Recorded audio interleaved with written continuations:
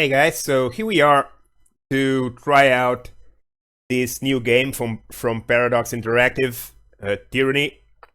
I've never played it, I don't know anything about it.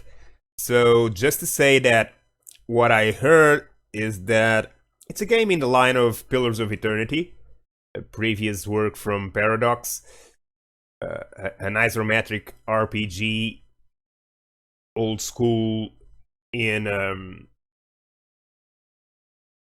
old school RPG style in the Dungeons and Dragons setting with high depths. Not the kind of game for everyone, just like Pillar of Eternity wasn't. But still, this one has a new interesting premise, which is a world and a setting where evil has won. So the world is ruled by an evil empire that conquered the entire place, the entire world. So, and you start your adventure as part of that army that serves the Archon. So, that's basically what I heard, that a lot of the game's story and mechanics revolve around the fact that you're part of an evil army. And today, I'm not really gonna invest, like if I'm gonna play this all the way to the end, because I am gonna play it all the way to the end. But right now, what I mean is, my goal is to basically understand the game and see what it's all about, understand its systems, get to know the characters, the mechanics, so that later I can start a proper playthrough to do Tyranny at its best. So let's see what this game is all about.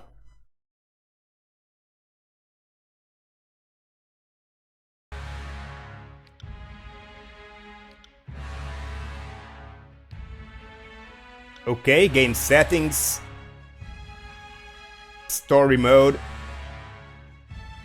requires minimal micromanagement and easily forgives mistakes in combat. Enemies receive a penalty to most stats. Companion combat AI is enabled by default, and party members do not receive wounds until they are knocked out.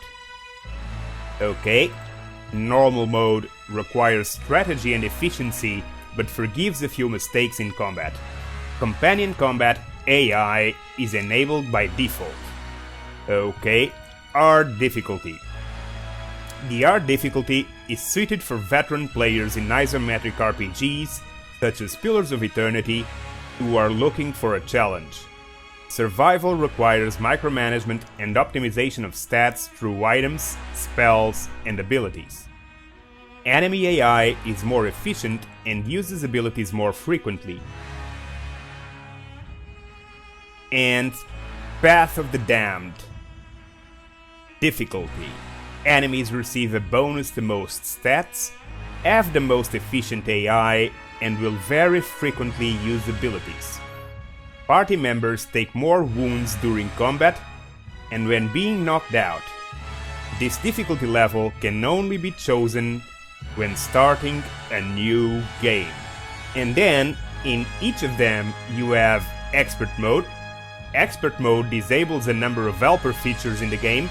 Players who want to rely on their own faculties and intuition while playing the game should play Expert Mode.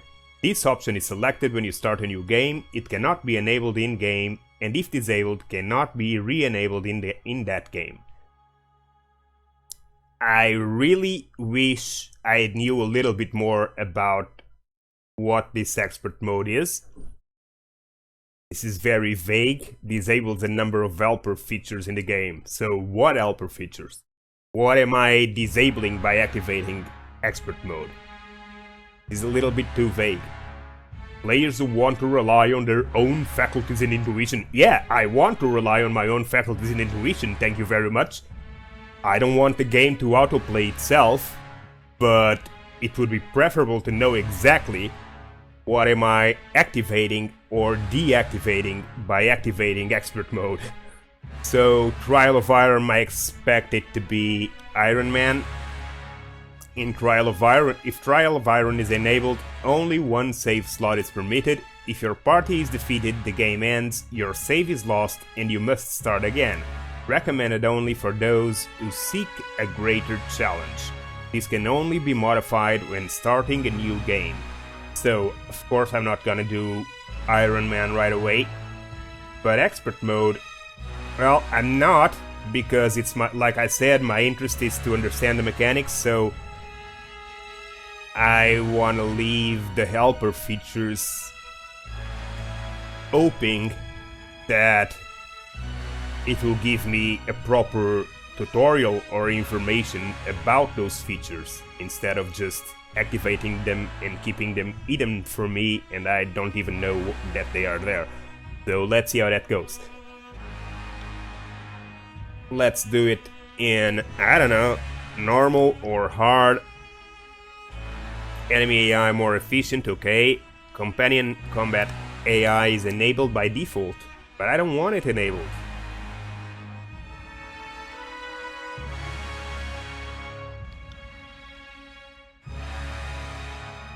Well, let's see for now.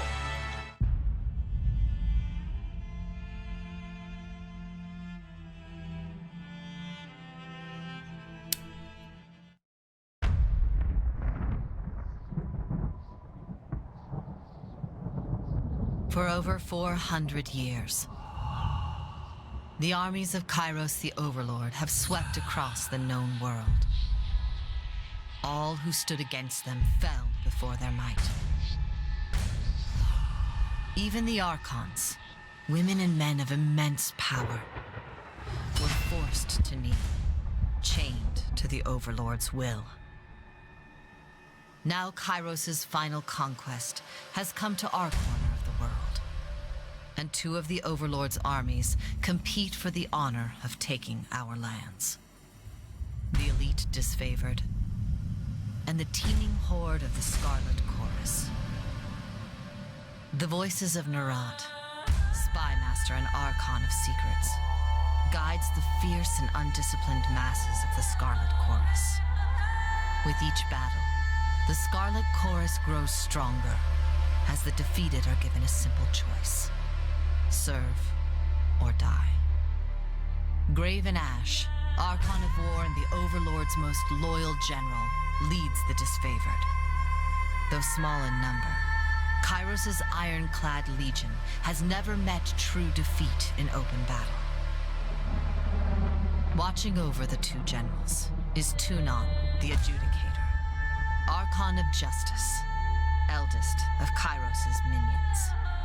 Tyranny brings Kyros' laws to newly conquered lands, aided by the Fatebinders, judges and executioners of the Overlord's laws. You were among the youngest of the court of Fatebinders when Kyros' armies came to our lands. How could we have known that the fate of thousands would rest in your hands?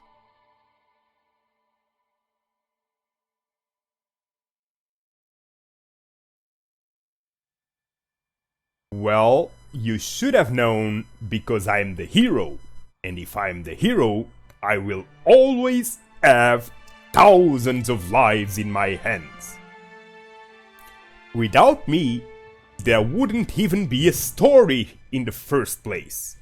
So, of course, you should have known I would have thousands of lives in my hands.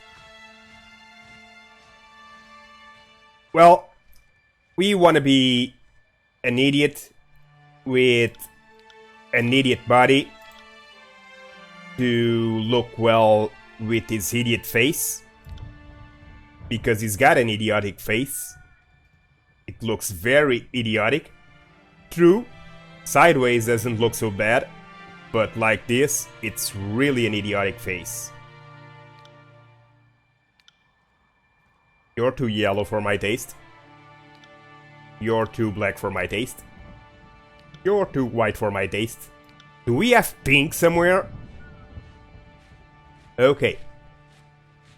Let's advance. Or not. So, let's see. Appearance. Appearance. Role. Appearance, for now, the generalities are done. Gender, body type, and skin color. Role. In the Northern Empire, where you were born, men enjoy equal protections under the laws of the overlord Kyros. In the southern lands of the tiers, only men may own or captain ships, but real estate is restricted to women. Men may lease, but durable ownership of the land in the tiers always passes to eldest daughters or sister. Most sons enter their father's profession by their mid-teens. Those without a profession or family lands to work can find purpose by pledging service to one of the Overlord's mighty archons. Criminals, derelicts, and others are often conscripted into the armies of the archons. If a child cannot forge his own skin, he will certainly find one in battle. Cool, I guess.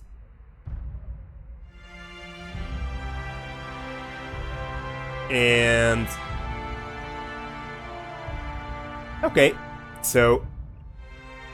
let's see. Ah, okay, appearance. That's a little better. So, let's see. I don't like that portrait at all. Meh. This is one of the biggest grievances with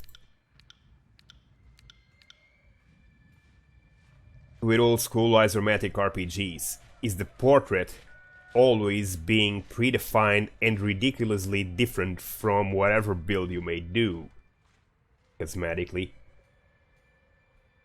Why not simply allow a picture to be taken from your own character? Anyway, face. So, what idiotic face? This is even more idiotic. This is what was, I guess. This is a little strange. Little girly. This is an immediate, and this... they are all very idiotic faces. And idiotic by idiotic, let's go with an idiotic one. So... okay... let's see. So let's see that face now. No. Let's see that beard.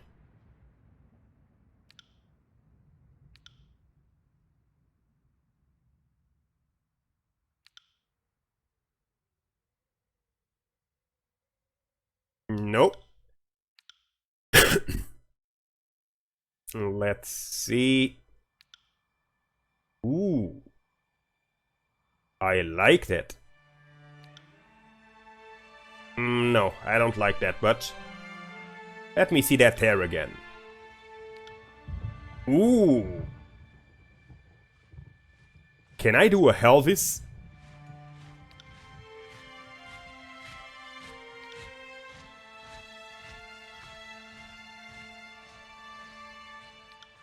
Aha! That's an interesting one. Yeah, I'm not gonna do a Elvis because that's a little bit too much. But let's do something like this, perhaps. Yes, that's good. And hair color, why... I guess this is good, this portrait.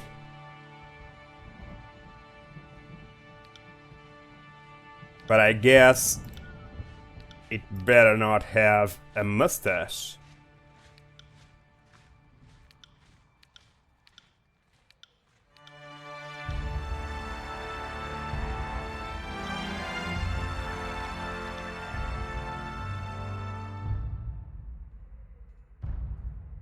Well,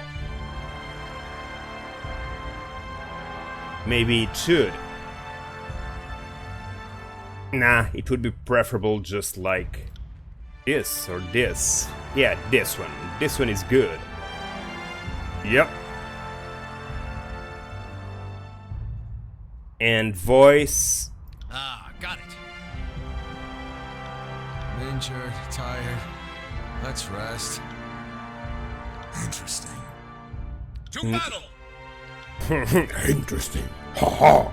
Ho ho ho ho. Interesting. What the hell is that? No, let's write like this. Yep. Let's see what else you got in there as tattoos.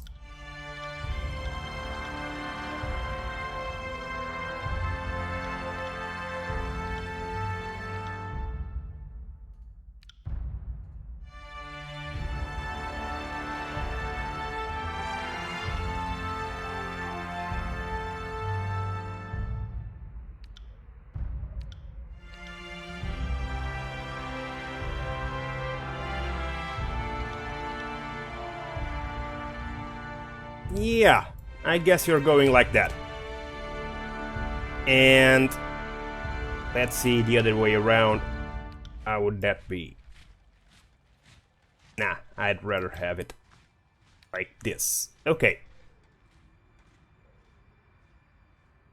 That's good enough for what this is. So, history. How did you join Kyros' army? A pit fighter? Not wishing to pay to feed and house too, the madam that purchased your mother sold you to the proving grounds, the Northern Empire's bloodiest, most notorious fighting arena.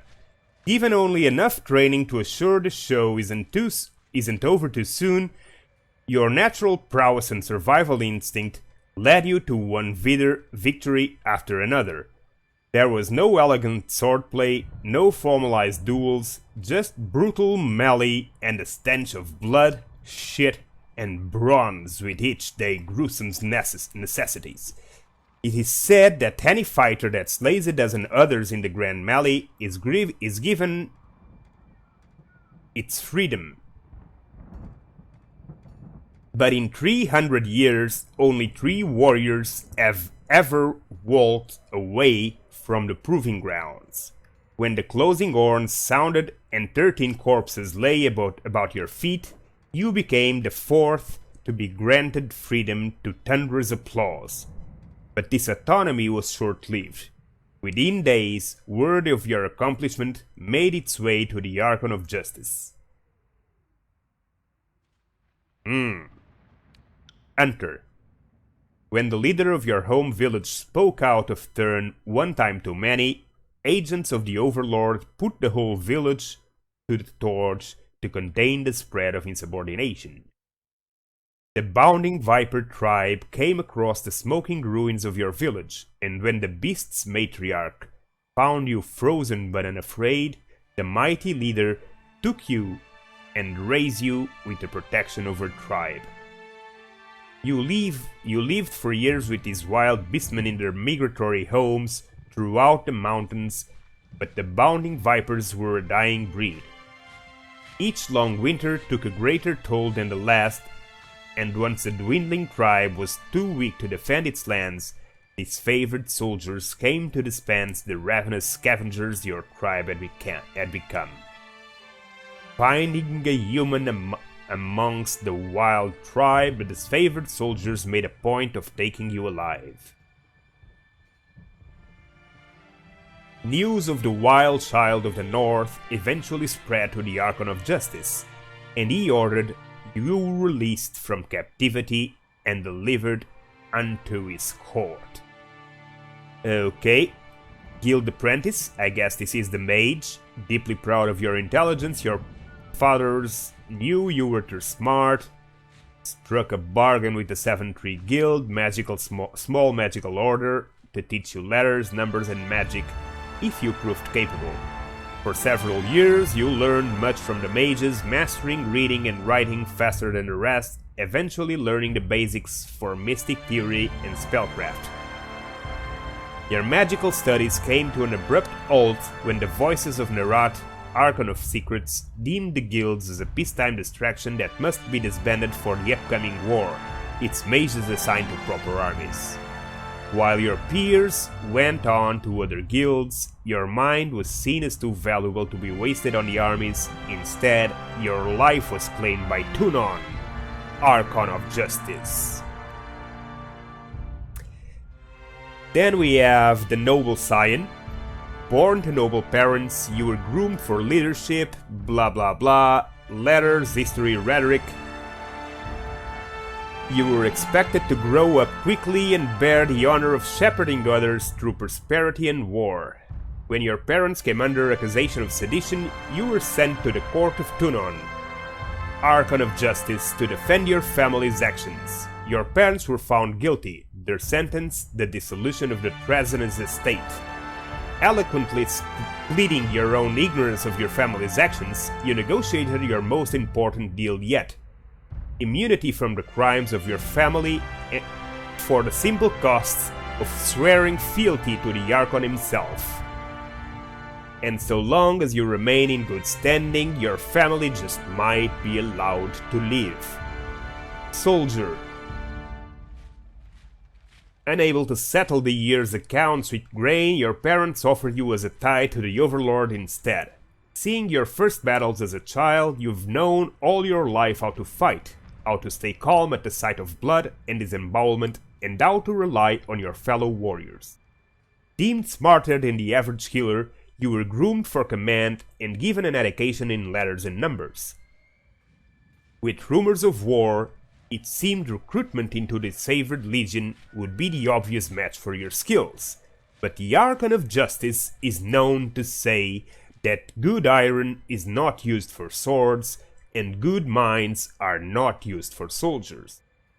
Claimed by Tunon, you were instead drafted into the court of the Fatebinders, where your martial skills were put to use in the enforcement of Kyros' laws. Nice one. The Lawbreaker. Okay, you're a thief, basically. Accused of a crime you most certainly did commit, you stood before Tunon the Adjudicator and argued your case with eloquence and conviction. Impressed by your logic, reason and confidence, he found you guilty anyway. Ha ha ha ha! It is rumored that Tunon selects many of his agents found from his prisoners. Who better to catch the wicked than those versed in such ways? In his mercy, Tunon offered you the choice of two sentences: decades languishing in prison or a lifetime serving him in the court of the Fatebinders. The choice was an easy one, and instead of seeing the inside of a cell, you were trained in letters and numbers, magic and war. The laws you once broke are now yours to interpret and enforce. A war mage. You have the combination of wits and courage to be accomplished casters and warriors, and those cursed with such a combination of talents are invariably pulled from their mundane lives and assigned to the armies of the Archons. Your earliest memories are of a painful slog of training, study, lecture and exhaustion, all the elements of being groomed for battle. You knew better than to ask what became of your family, nor to question the missives allegedly penned by their hand that were part of your earliest lessons in reading. When you reached adulthood, Tunon the Adjudicator came to the barracks and laid claim to your life. Seeing you as too valuable for the crucible of battle, the Archon of Justice deemed your life better spent dedicated to the art of punitive legal remedies. Though you had much to learn in matters of civil discourse, none could deny your bright future as Tunon's next great enforcer. And finally, we have the Diplomat. Though they would never tell you why, Kyros bestowed great wealth upon your family for some unmentioned service, and your parents used this wealth to have you raised far from home. Your childhood was a nomadic tour of Terratus, with hired tutors and fleeting friendships. Where others had stability and routine, you had worldly and varied education. A careless word in a far-flung city landed you in legal trouble, and you were taken before Tunon the Adjudicator and made to stand trial. Not only did you plead your innocence, but you turned the accusations around on the accuser for wasting the court's time, and the Archon of Justice concurred. Amused by your wit, wisdom, and adaptability, Tunon claimed you as his newest enforcer. Okay. So, some interesting classes here. Pit Fighter, Hunter, Guild Apprentices, Noble Scion. I guess I have no idea what each of them will do in terms of skills. We'll have to see that later. But from reading the background and from what I imagine it will be, each of them, I would say Pit Fighter is combat focused, same as a soldier. Probably Pit Fighter more focused on speed and dual wielding, or rogue if you want. Soldier more focused on knight things, on combat, shield and sword probably. Hunter is another sort of rogue with connections to nature. Scouting probably.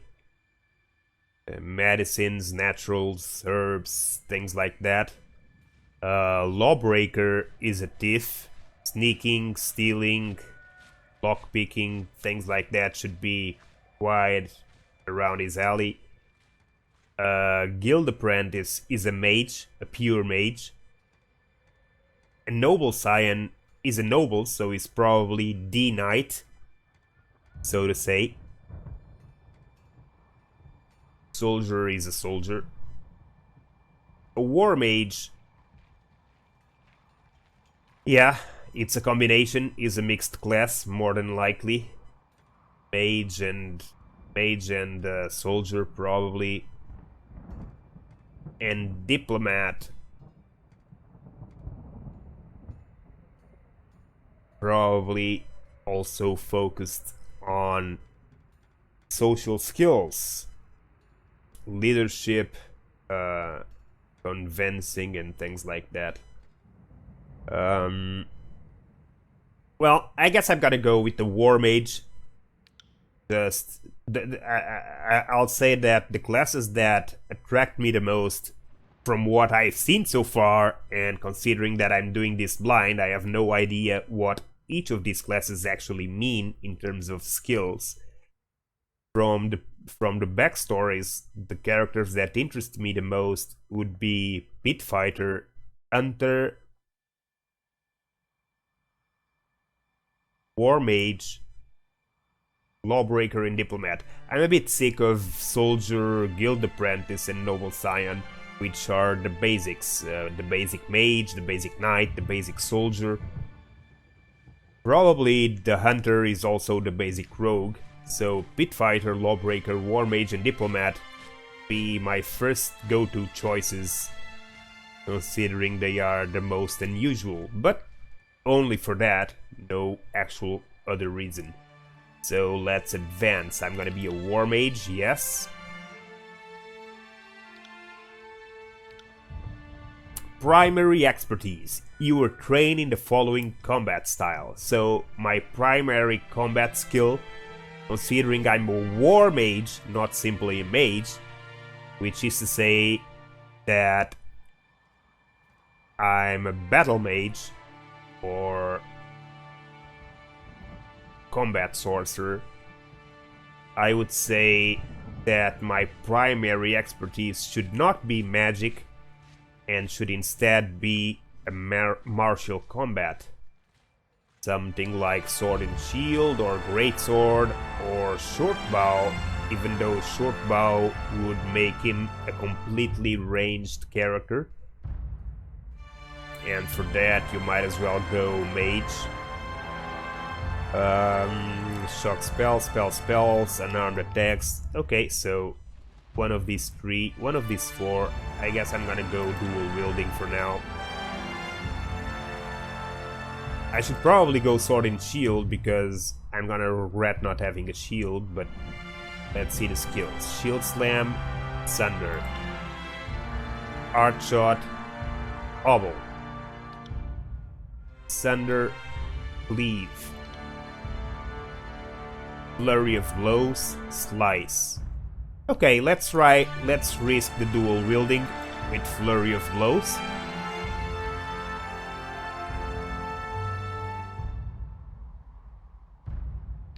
And secondary expertise, now I'll have to choose sorcery spell in order to actually make him a battle mage. So I guess let's see these spells. Shock spell, charged fist, which requires close engagement.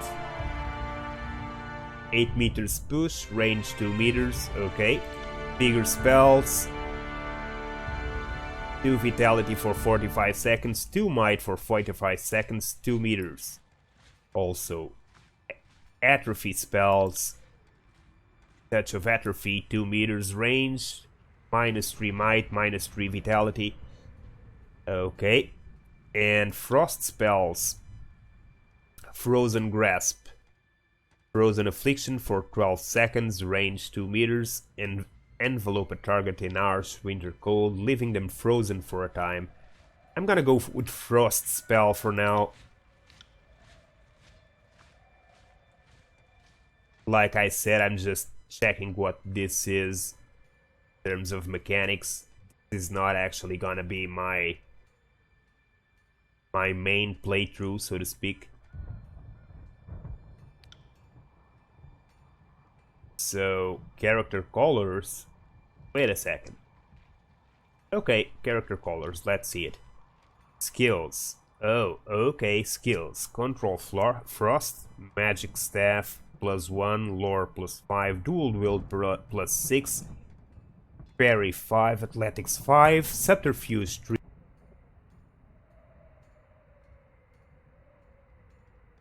Okay. I guess I would change a few things in here, but let's see if we have a chance for that. I guess we should probably somewhere in the attributes, but let's proceed like presented. So, character colors, I don't know, what is this? Black, white, red, orange, red. Even redder! No. Yes! Okay. Stop the silliness.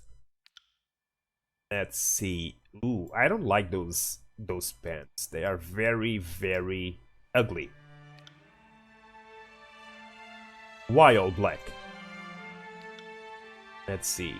No, I don't like that red pant.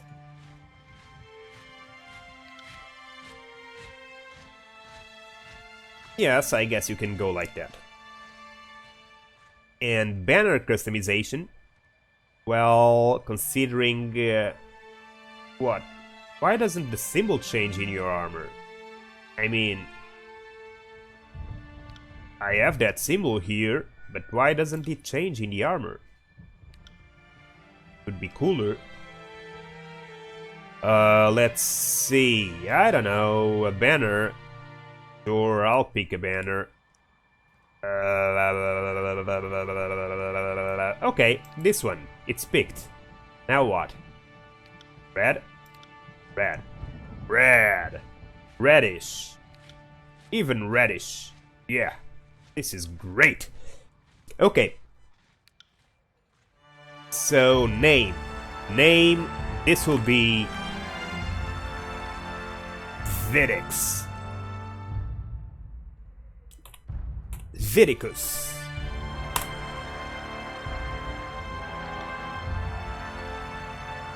Okay, Vidiks will have as attributes so might, 0 attack and ability strength, 0 endurance defense. Okay, finesse 10, so 10 is the 0 level. I see.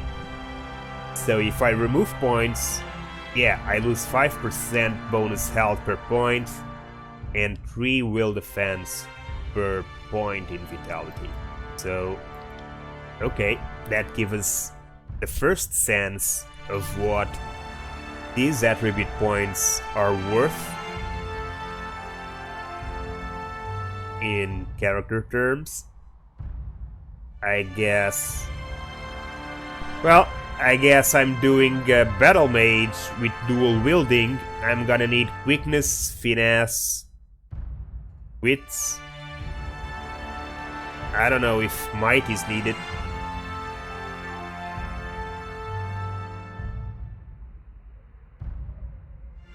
Let's see, might. Might determines the physical strength of a character. Increased might leads to more powerful attacks and stronger abilities, as well as increasing the endurance defense. Might 10, okay. So it increases the damage, increases the power of the attacks, unlocks stronger abilities, and also increases the endurance defense. Okay. So, fitness describes a character's physical and mental precision. Finesse, this is not fitness, this is finesse. Finesse is used to determine accuracy of attacks and spells, as well as increasing Warn's armor's chances to reduce a hit type. Example, a critical to a hit or a hit to a graze. I see. So it improves your chances of your armor being more effective. So your armor always has a chance to reduce a hit type from critical to hit, from hit to graze. And finesse, the higher the finesse, the higher the chance of the armor being able to do it. Okay. I like that.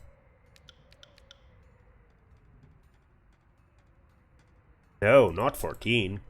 Are you crazy? Quickness. Quickness determines how often a character can use their abilities and spells in combat, reducing cooldown durations. This seems massively important. This attribute is recommended for you because of your training in dual wielding. I see. Finesse is also recommended, I see, so I got it right. I got it completely right, actually. Finesse, quickness, wits, and resolve are the important ones for my character. So...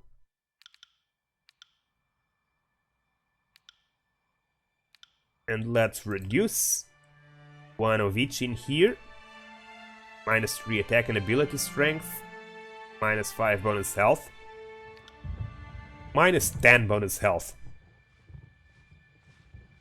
As for... so let's see. Vitality, yeah, it's health basically. And will defense. Wits.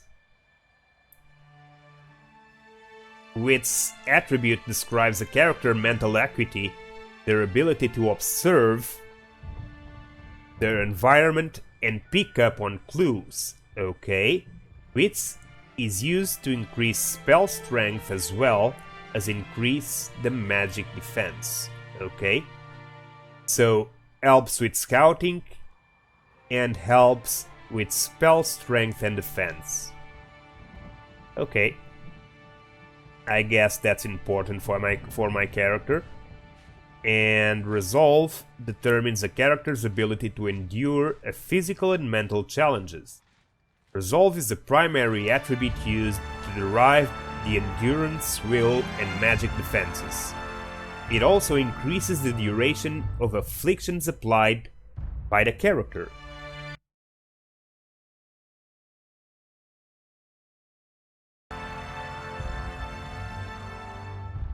So...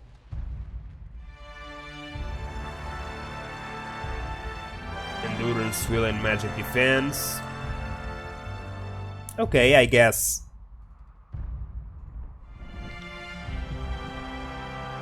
I can do that and that.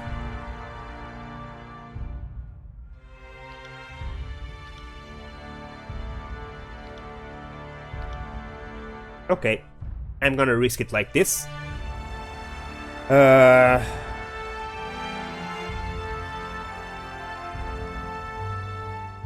Sure. Okay, so we have 20 points to spend in here. Control Frost, this skill is recommended for you because of your training in Frost spells. Determines a character ability to evoke and control spells that use the Sigil of Frost. Higher skill values increase the chance of hits and criticals. Okay, so Control Frost is a 26. It's not possible to downgrade in here, like it was in the attributes. So let's increase Control Frost a little. Dual wielding 2.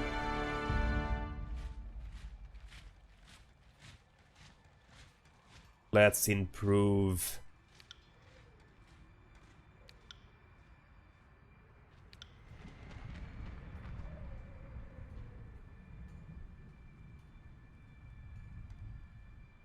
Okay, it helps with dual wielding, so I guess it makes sense.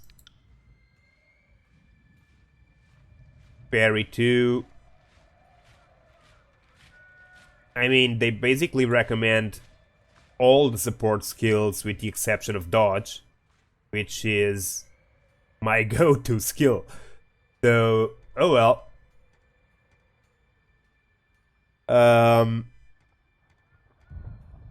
Dual wield magical staff. Effectiveness of attacks using a magical staff. I don't want to use a magical staff. One-handed weapons. Yes, I guess that could be important even though I'm using dual wield. For a war mage, +2. Exactly. So bows, not interested. Throw weapons, yeah, not. And we still have 8 points. Let's put a couple more here.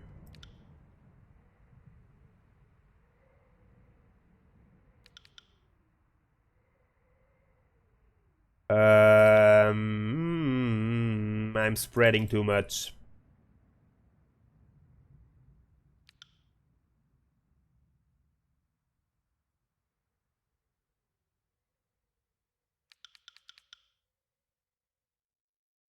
Let's go. I don't care. I'm just checking the mechanics. So let's just proceed. I'm just checking what this is all about, mechanics, values, so that I can study the best build to do in my proper playthrough, which is not going to be this one. It's just like I said, a first look on the game. So, how do you want to continue, Conquest or Quick Start? Selecting the Conquest option will allow you to play through Kyros' Conquest of the Tiers, choosing how your character was involved in an invasion. This gives you the most control of the starting state of the game and how other factions will react to your character. Okay, let's do it. Let's see how it goes. Let's do Conquest and Advance. All the world has fallen to Kyros. And now the Overlord's eye is on the Tiers, our home. The last corner of the world free of Kyros' reign. 2 armies, the Disfavored and the Scarlet Chorus, march south from the Northern Empire, the last realm to fall to Kyros a century prior. In the early days of 428, Kyros' armies arrive at the Gates of Judgment, the mountainous border that we Tiersmen so long believed unassailable. Unable to agree on a unified plan of defense, the various leaders of the Tiers sit and wait for each other to deal with the conquerors, until it's too late.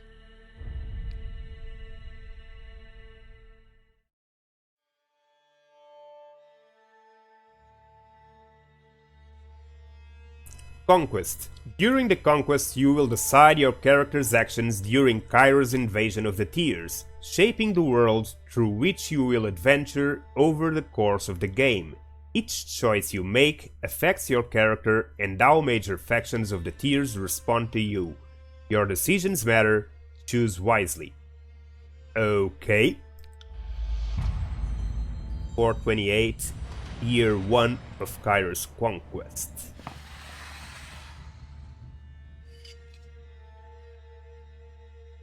The Bastard City. The Bastard City stood on the northern border between Kyros' empire and the Tiers, built upon a natural harbor at the crossroads between realms. The city was a nexus of commerce. To the Tiers, it was the center of all wealth. To a northerner, it was a little more than a backwater trading post. Its symbolic status as a gateway to the continent made it a natural first target in Kyros' military conquest. Circumstances were ideal for you to prove your worth as a soldier in Kyros' armies. Taking this city would send a message to the rest of the Tiers. Kyros' will is unsurmountable.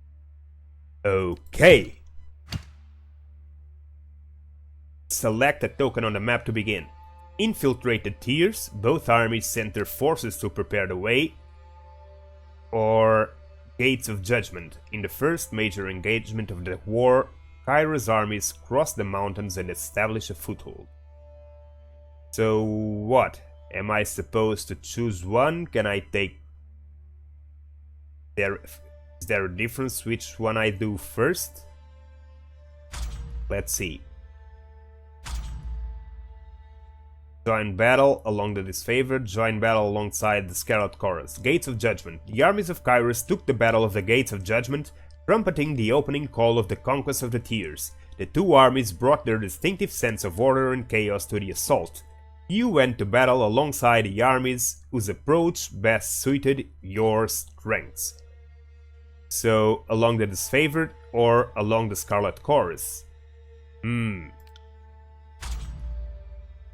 Let's see, the disfavored. Disciplined and battle-hardened, the disfavored are an elite legion in Kyros' army. They spearheaded the conquest of younger realms, finding themselves always outnumbered but never outclassed. Led by the steadfast and dutiful Graven Ash, whom they follow with obsessive devotion, they are committed to imposing their interpretation of order upon the relative lawlessness of the Tiers. The Legion only tolerates Northerners in their ranks, priding themselves on their higher standards and cultural purity. What about the Scarlet Chorus? The Scarlet Chorus is little more than a gang of thugs and their captive slaves. Rather than organized under commissioned officers, the Chorus follow an hierarchy seemingly ruled by whoever has the bravado to command and defend their position. At the head of this chaotic pecking order, the Archon of Secrets, better known as the Voices of Nerat, treats the Scarlet Chorus as his personal army. The Scarlet Chorus often suffers tremendous losses after battle, only to swell in the aftermath when captured enemies and collateral prisoners are given the cruel opportunity to join or die. Okay, so these are the two Kyros competing armies to defeat the Tiers. One disciplined, one not so disciplined, one more fanatic, one more reliving. Well, what about on this side? So, okay, here we have to choose one of the armies to go with the battle. And in here, infiltrate the Tiers. History would remember the Gates of Judgment as their first battle of the conquest, so this is the Gates of Judgment. But the real combat unfolded with advanced units of both armies preparing for the coming war. The Disfavored and the Scarlet Chorus each had a plan to infiltrate the capital city. Which army did you join? So... Nah, I don't want to conscript enemy fighters. Let's join the Disfavored. the disfavored scouts. You lent your skills to the elite disfavored scouts to capture a border garrison. Graven Ash insisted that an early victory in the offensive would boost the morale of his troops and diminish the overconfidence of the Southerners. Okay, let's do that.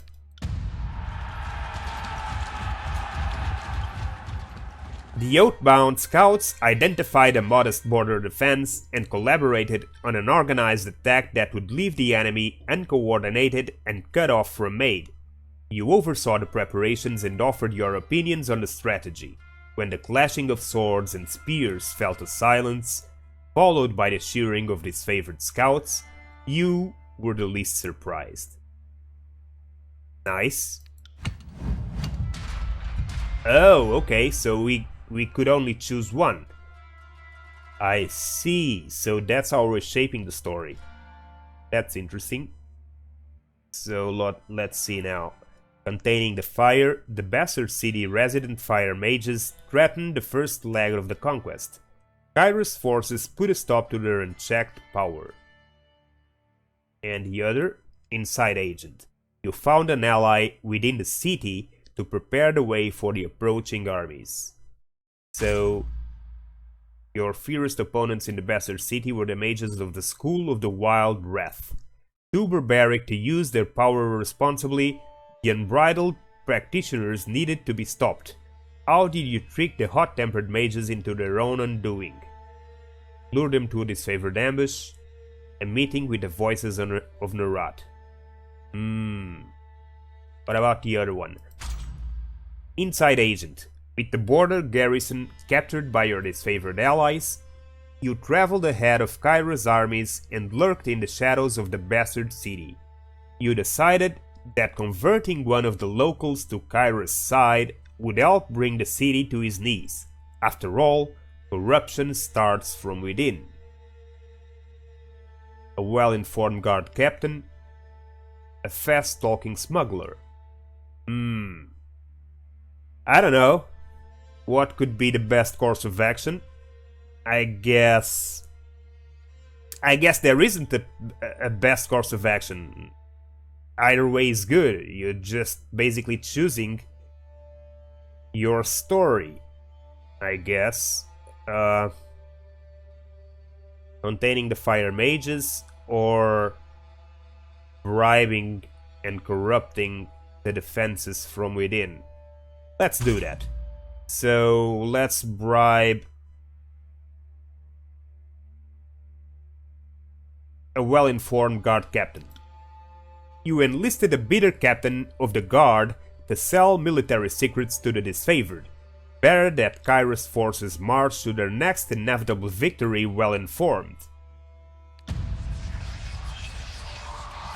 Inside Agent, the captain of the guard, was of a mind that the Bastard City was corrupt and deserving of better leadership. You did nothing to convince him otherwise. After taking your promises of Thatcher and security to heart, he offered you a list of valuable assets, from weakened stones in the rampart to the state of siege provisions, capping it off with a list of city officials whose loyalties could likewise be turned to support your cause. Betrayal of the Bastard City. Your tactics of infiltration placed you in the Bastard City ahead of the main armies. Your work softened the city defenses for the arrival of Kyros' forces, but you wanted a decisive gesture that would give your allies a meaningful advantage. How did you assist in the fall of the Bastard City? Okay, so let's see. Duel the city marshal, incite a riot, spread fear through assassination. I don't know. So, spread fear through assassination. Keeping to the shadows, you eliminate the leaders of the Bastard City one by one. Abilities? Oh, okay, so this will give me another ability, apparently. Concealing shadows. Create a cloud of obscuring shadows and dust for a short duration. Enemies that use physical attacks against you have a significantly increased chance to miss. Okay. What about the others? Spreading the word to Kyros, you converted the poor and disaffected into a needed army of the Scarlet Chorus. Once the dust settled, the army wished to bolster their troops with these sleeper cells. And this has Searing Palm. Fire magic, okay. Mage Fire Affliction for 9 seconds, range 2 meters. Gather heated energy into your hands and release it onto a foe. The target ignites in flames, burning over time. That's a good one. Very interesting one. This is what? Inside a riot. Okay. What is the first one? Duel the City Marshal. You challenge the commander of the Bastard City's defense to an honorable fight to the death.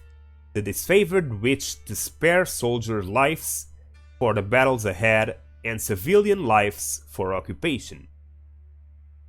And this gives Warriors Respite. Minus 50% damage for 12 seconds, plus 15% health every 3 seconds for 12 seconds. Valid weapon, all. Stand your ground in the face of defeat. During this time you will regenerate health rapidly, but your damage is significantly reduced.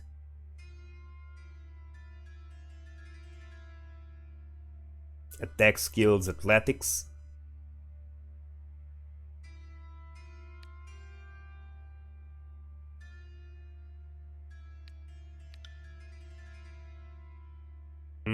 Attack skill, control, fire and lore. And attack skill, subterfuge. I don't know, this is a hard pick in here. I guess doing a battle mage with dual wielding and frost magic, I guess I'd rather... I'm not gonna take fire, even though it's really appealing. I'm not gonna take fire. I already have ice, and this would spread out my mage a lot right at the start. So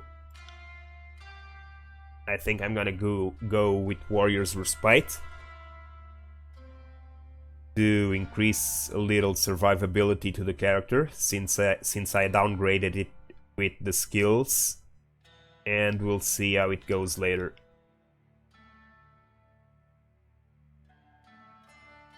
So yeah, the City Marshal was an old but experienced fighter, and his value to the guard was an accepted truth. After making guarantees for your protection, you met him in the square of the market district and fought him in the view of a tense outlookers. The battle drew on longer than you thought possible. Good fortune struck when an ornamental chain hanging from the marshal's armor snagged the Kilon on his sword, granting you the opportunity to end his life swiftly. Kyros forces celebrated your return to camp and the dissolution of enemy morale. All agreed that the Bastard City was poised to crumble.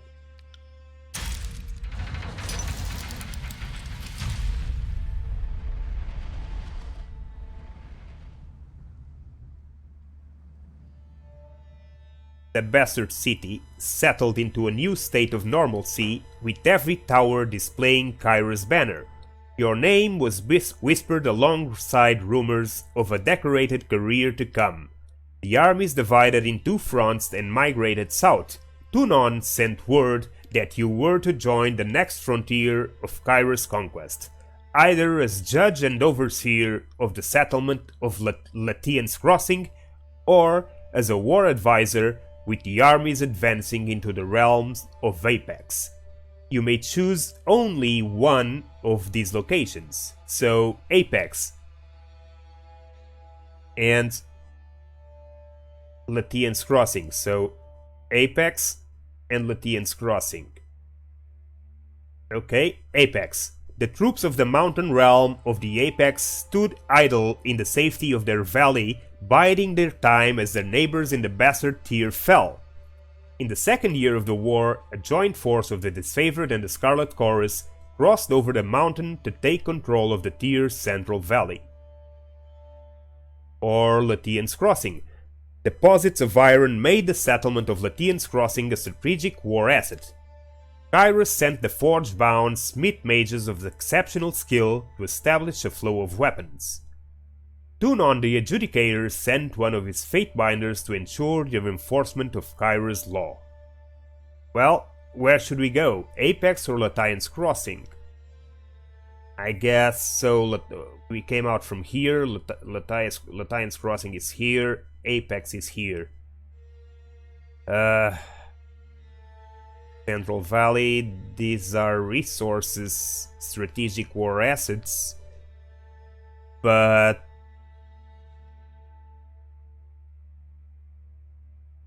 nah, let's go after Apex.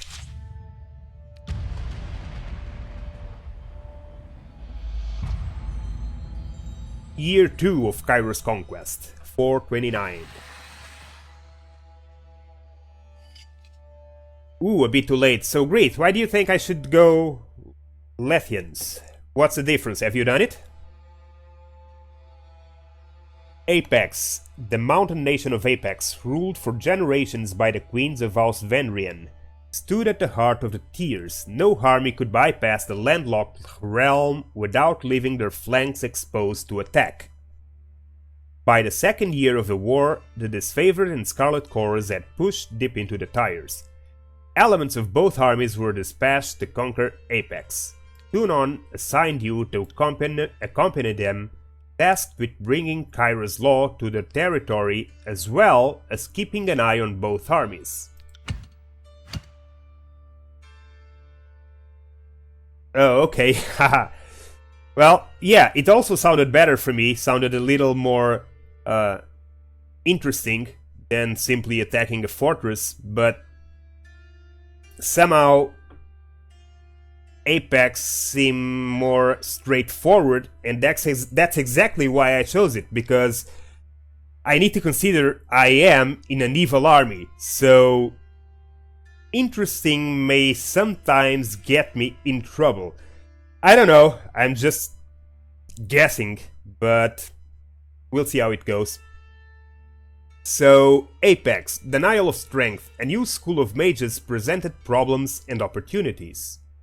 Or the Battle of Vedring Pass. The Archon of Stone assault was perhaps too successful. So let's see. The Battle of Vedring Pass. The Disfavored sent their most destructive ally to crush Edgering Fort. Cairn, Archon of Stone, buried the stronghold under an avalanche triggered from the surrounding mountains. The Scarlet Chorus were promised captured enemies for recruitment, yet none survived the onslaught. The Chorus demanded compensation. So, side with the Disfavored or side with the Scarlet Chorus. The Disfavored, you congratulate the Disfavored for taking the pass without risking lives of Kyros' loyal servants.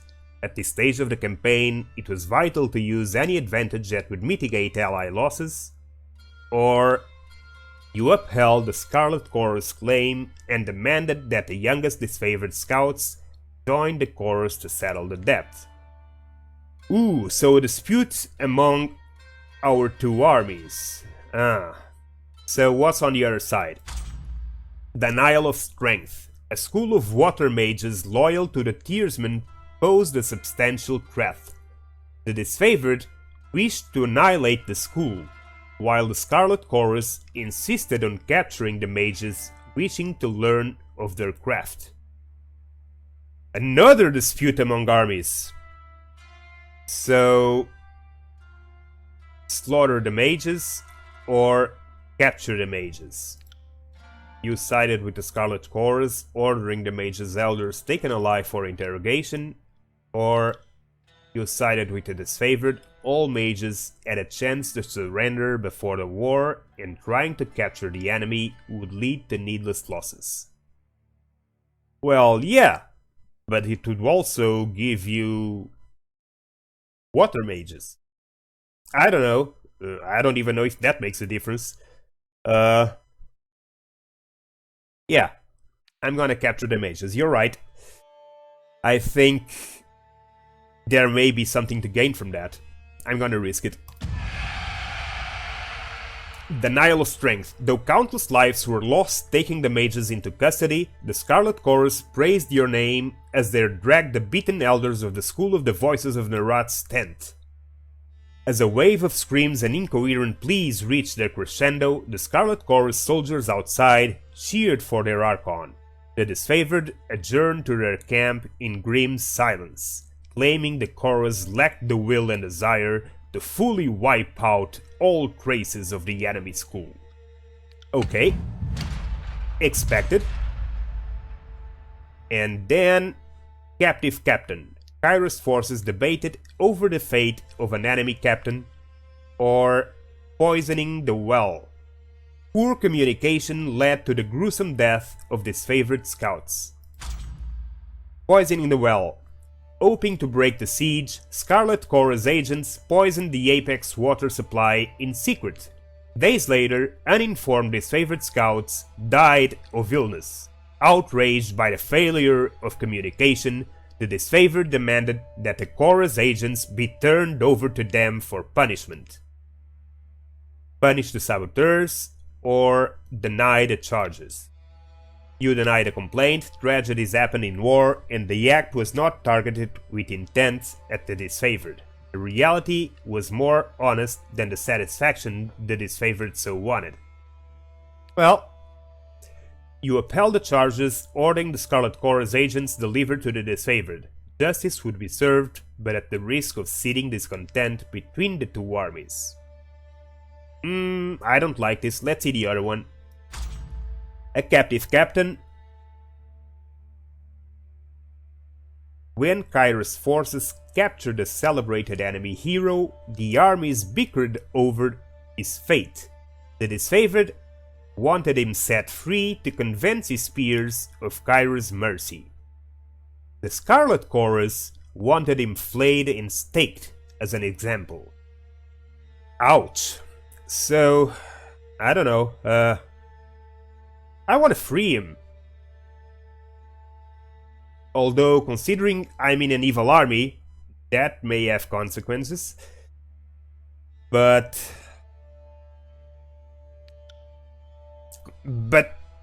also, the people who are telling me to release him are the disfavored, which are the most fanatic loyalists. So, yeah, I'm gonna free him.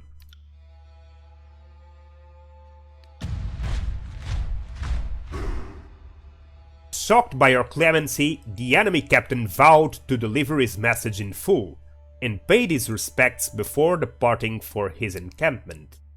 Though typically more uncompromising, the disfavored praised your innovative thinking. The Scarlet Chorus despised what they view as resources wasted only to release a known enemy back into the wild. Well, you can't have it both ways. The fall of Apex. With the defeat of Apex and inevitability, the armies of Kyros met to discuss how to put an end to this stage of the conquest. Both armies agreed to send an offer of parley. Along with their acceptance, the enemy requested that you appear in a meeting. Word of your fair dealings had apparently spread to their ranks.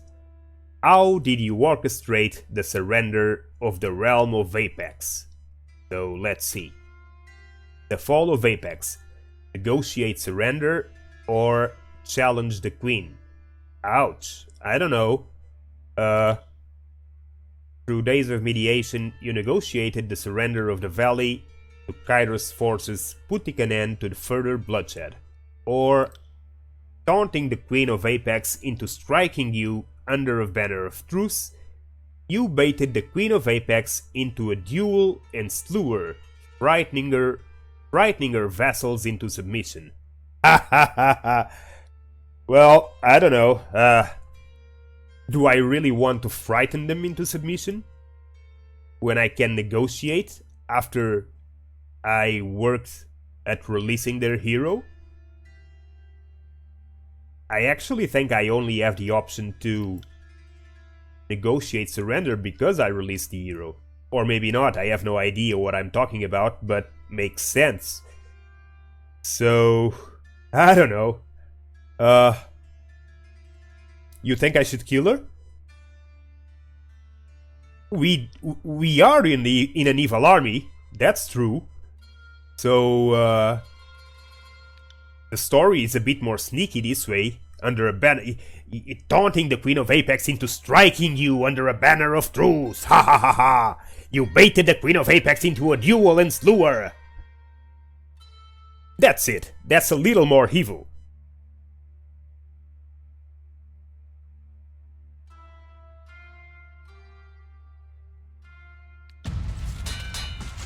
The Fall of Apex. The Scarlet Chorus urges you to show the Overlord's strength by any means necessary. During peace talks, a well-placed insult goaded the Queen of Apex into striking you. You responded to the slight by challenging her to a duel. Though the Queen was skilled in battle, your field experience outmatched her court training. As her body laid cooling on the ground, you demanded that her followers kneel before the Overlord banner. Unable to rise above the fear of the moment, the remaining leaders capitulated, surrendering the valley to Kyros' forces. Ha ha ha ha! Okay, let's see. What happens next?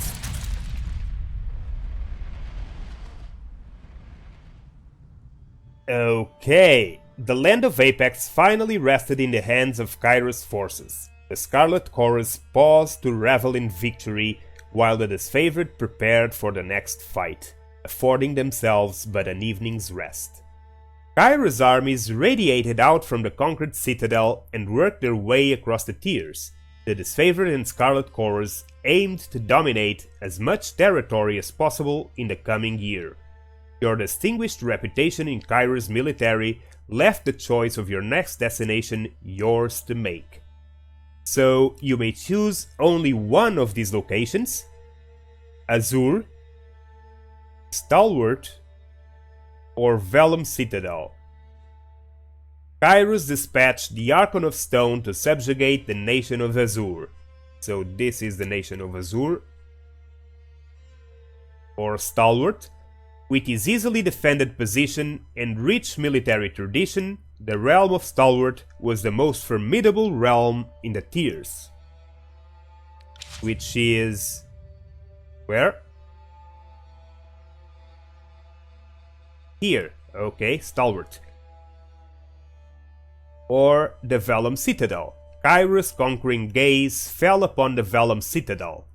Its treasures, its knowledge, its secrets.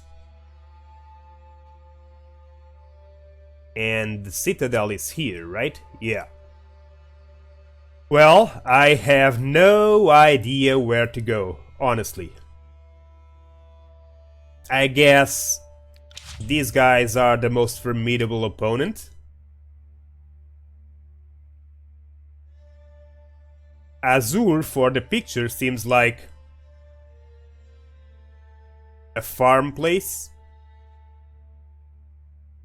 And the Citadel is full of treasures, knowledge, and secrets.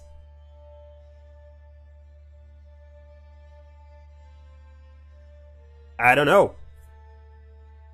What do you guys think? Where should I go? Your choice.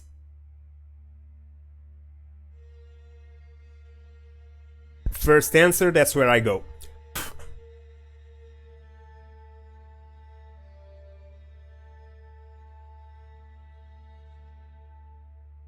Because I really don't have a choice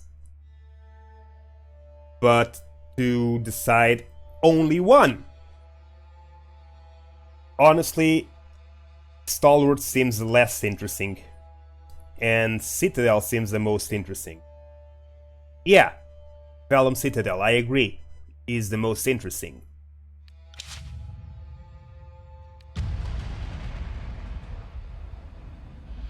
Okay, 430, Year 3 of Kyros Conquest.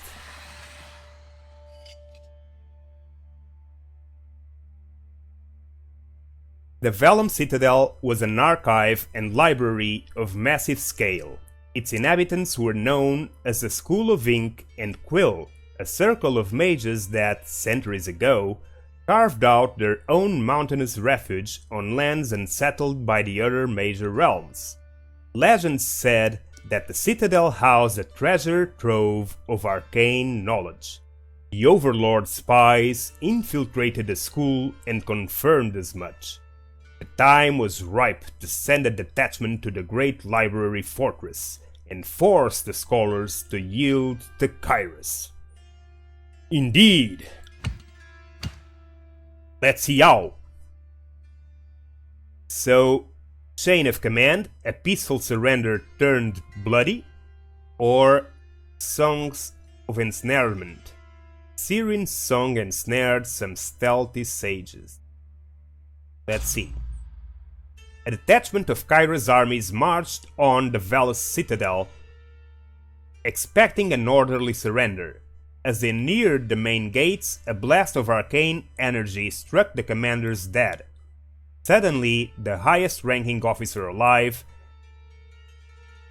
Kyros' forces looked to you for the next steps. The call weighed on your mind, as it had an immediate influence on soldiers' losses. Order the Scarlet Chorus to attack, order the disfavored to advance.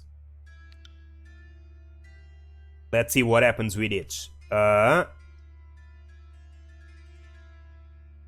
Give the elite disfavored a chance to withdraw. You ordered the expendable chorus to attack, commanding the disorderly mob forward to give the elite disfavored a chance to withdraw. Though a costly maneuver in terms of lives lost, they assured the survival of the most capable and effective soldiers. Or you ordered the disfavored to advance their shield wall, knowing that a handful of Kyros' elite soldiers could hold off the attack until the Scarlet Chorus retreated. You knew the disfavored would despise you for any losses at the Scarlet Chorus' expense, but that was a small price to pay for saving lives. Well, I don't know, let's see the other one. Songs of Ensnarement. Syrian, Archon of Song, use their power to enthrall enemy mages who crept beyond the citadel walls. After Kyros' forces rounded up the arcane practitioners, the disfavored began executing the new captives before they could share dangerous knowledge. A crime under Kyros' law with the Scarlet Chorus. Muzzle the mages, punish the disfavored.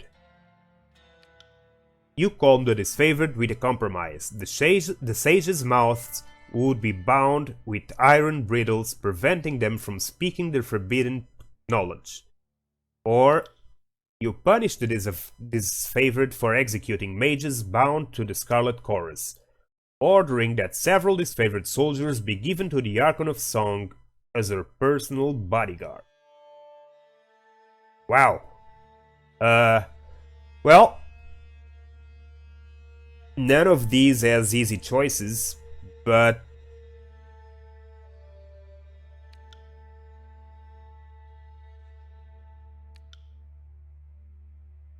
a compromise.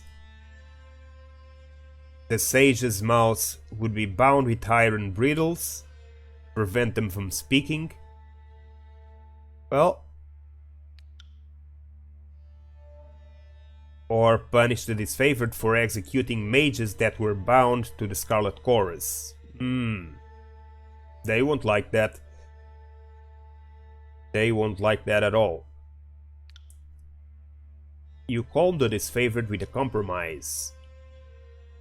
Let's see what was the other choice. Right, the chain of command. Order the Scarlet Chorus to attack, or order the disfavored to attack. So, seems like we need to make a choice as to which of the armies is gonna hate us more. So I guess... But to be fair, in this case, Songs of Ensnarement, I guess reason is on Kyros' side. The disfavored had nothing to do to go there and kill mages that were bound to the Chorus. So... But yeah, I guess if it's possible to get to a compromise. Thing is, the mages with their mouths bound are useless for the chorus anyway. So I don't know.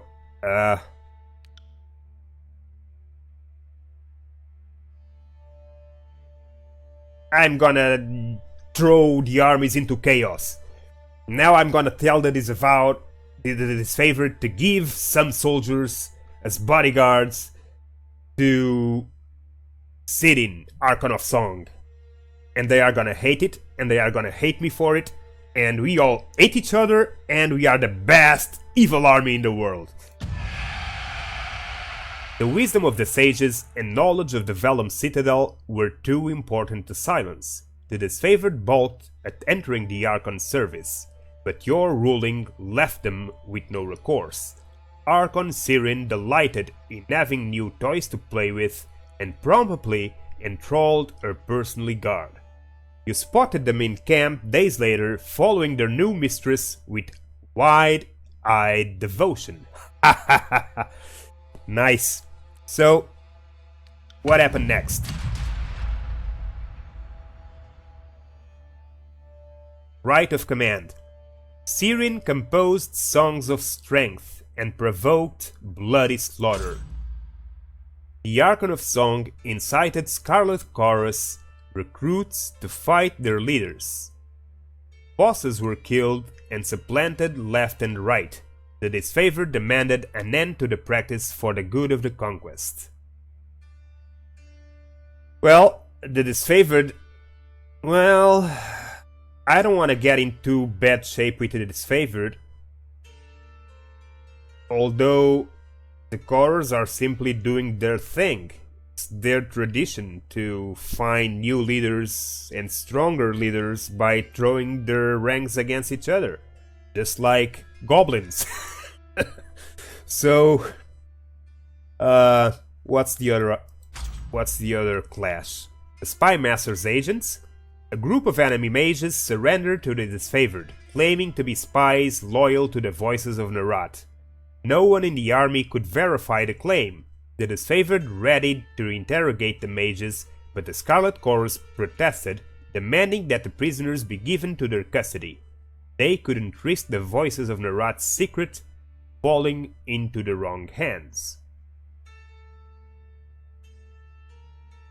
Well, seems like somehow they are trying to force us to help the Scarlet Chorus.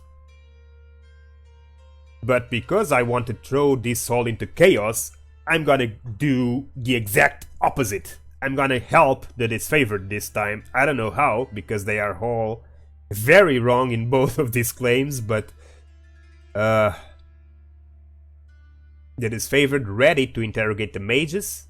Scarlet Chorus protested. Leave the mages in disfavored custody. So what's in the other side? Yeah, put an end to the contests. I'm gonna stop. I already helped you in the previous clash. So this time, the Archon of Song is not gonna win this competition. I'm sorry. Put an end to the contests. There's no more rank changing by killing your superior. You agreed with the disfavored arguments. The right of command had its place, but not when Kyros' forces were outnumbered and reinforcements were weeks behind, if not longer. Okay. The Scarlet Chorus, even the gang bosses, argued in favor of the ritual contest killing. In the end, they agreed to suspend the practice for the remainder of the Vellum Citadel campaign. Lacking an outlet to settle scores or deal with pent-up hostility, tensions flared between commanders and recruits who were forced to act against their better nature and communicate. The Edict of Fire. Food and morale dwindled as the siege party realized the enemy would win this war of attrition. Tunon sent word that Kyros' patience had run thin. The Overlord would cast an Edict of Fire on the enemy. The parchment arrived in a slender case of engraved iron. Written on it, the the words of a spell powerful enough to destroy the Vellum Citadel. You had the choice of when to read the edict. Read it. Reading it at sunrise would offer your enemies no warning of the devastation to come. You could also wait until sunset, giving them ample time to flee or make amends.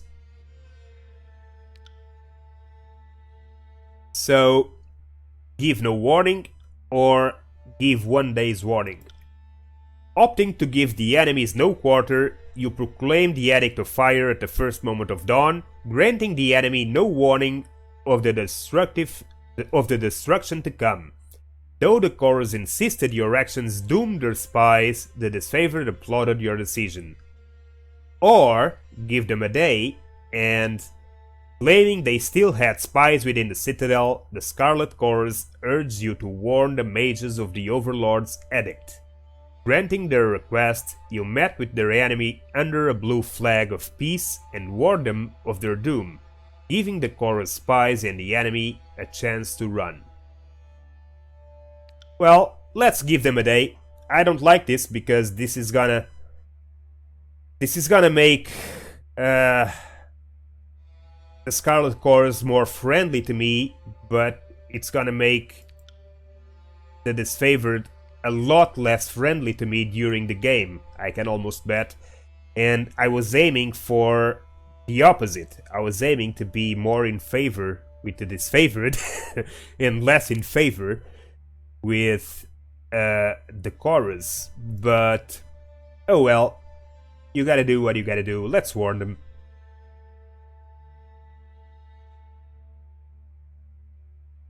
Or not. Why should I warn them? Because if I don't, I'll be dooming the spies of the Kyros. Ah, come on, who is the Kyros kidding? The Kyros has no spies. They are a gang of thugs. The disfavored have spies, but not the Kyros. I don't know, should I warn them, or should I give no warning and just raise the damn thing? Well, we are in an evil army, right? So let's not give any warning and raise them all. The hell with it. You read the edict as a new sun rose behind the citadel, casting a long shadow in its wake. You were the last person to see that hall of knowledge the moment before the devastation. The earth shook and red-orange light glowed in the foundation of the sprawling citadel. Bubbling up from under the library, a torrent of lava heaved with explosive force, gushing from the windows and between loose bricks, melting hostile trenches in the surrounding land. The mages awoke to smoke and fire. For most, it is already too late. Only a handful of bewildered mages escaped the smoldering collapse of the massive library fortress. Kyros will be done. Ha ha ha ha! He's truly evil! Okay, Vellum Citadel is no more. The armies of Kyros left the devastation of the Vellum Citadel in silence. From that day forward, the Tears came to know the once noble citadel as the Burning Library. This was an undisputed loss of resources, knowledge, culture, and life. But a message had been sent. The Overlord will not tolerate defiance. You didn't have long to rest before Tunon called you into service once more. You were one of the last to depart from mountains, and as you journeyed off, you spotted a few campfires in the mountains. They were mere specks, dwarfed by the inferno, the last gasps of survivors, or perhaps looters from Kyros' armies, bored and daring enough to peek through the ashes.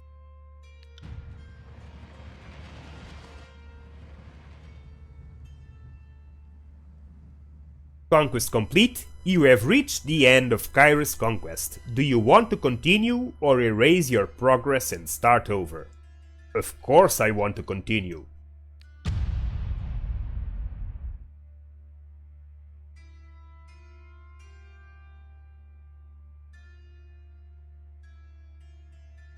The year is 431, and Kyros' invasion has shattered all major opposition in the tiers. The Younger Realms, the Bastard Tier, the Free Cities. All who defied Kyros lay broken by battle, or bowed in surrender. The two armies of the Overlord, the Disfavored and the Scarlet Chorus, now control our lands.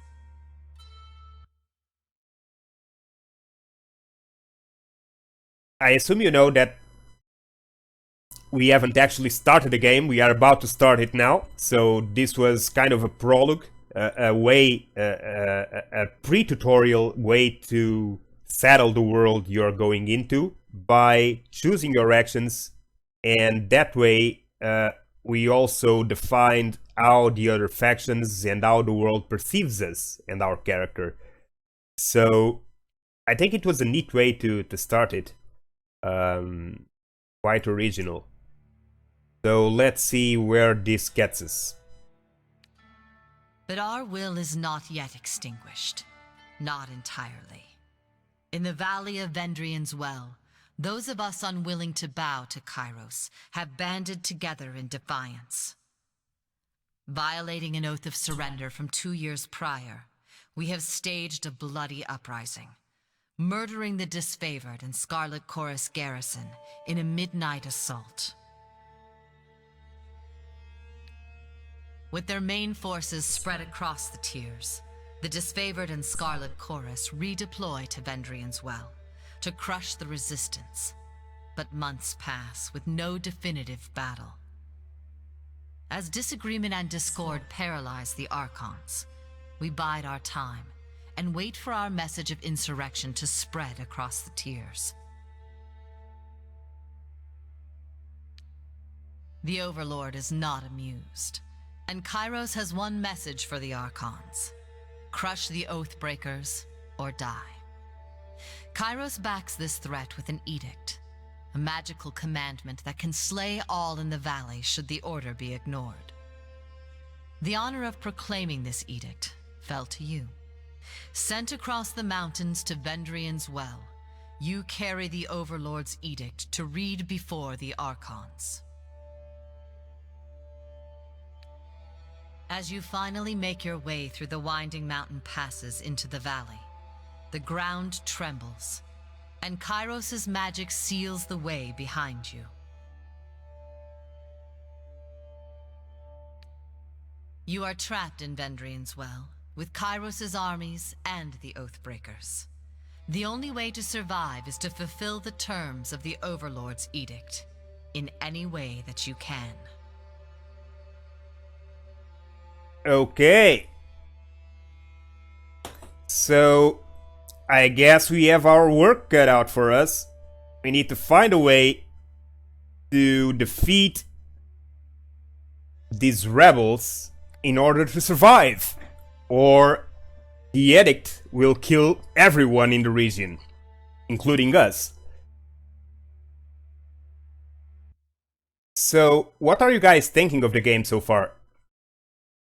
Of the story, because the actual game I don't think is actually started yet.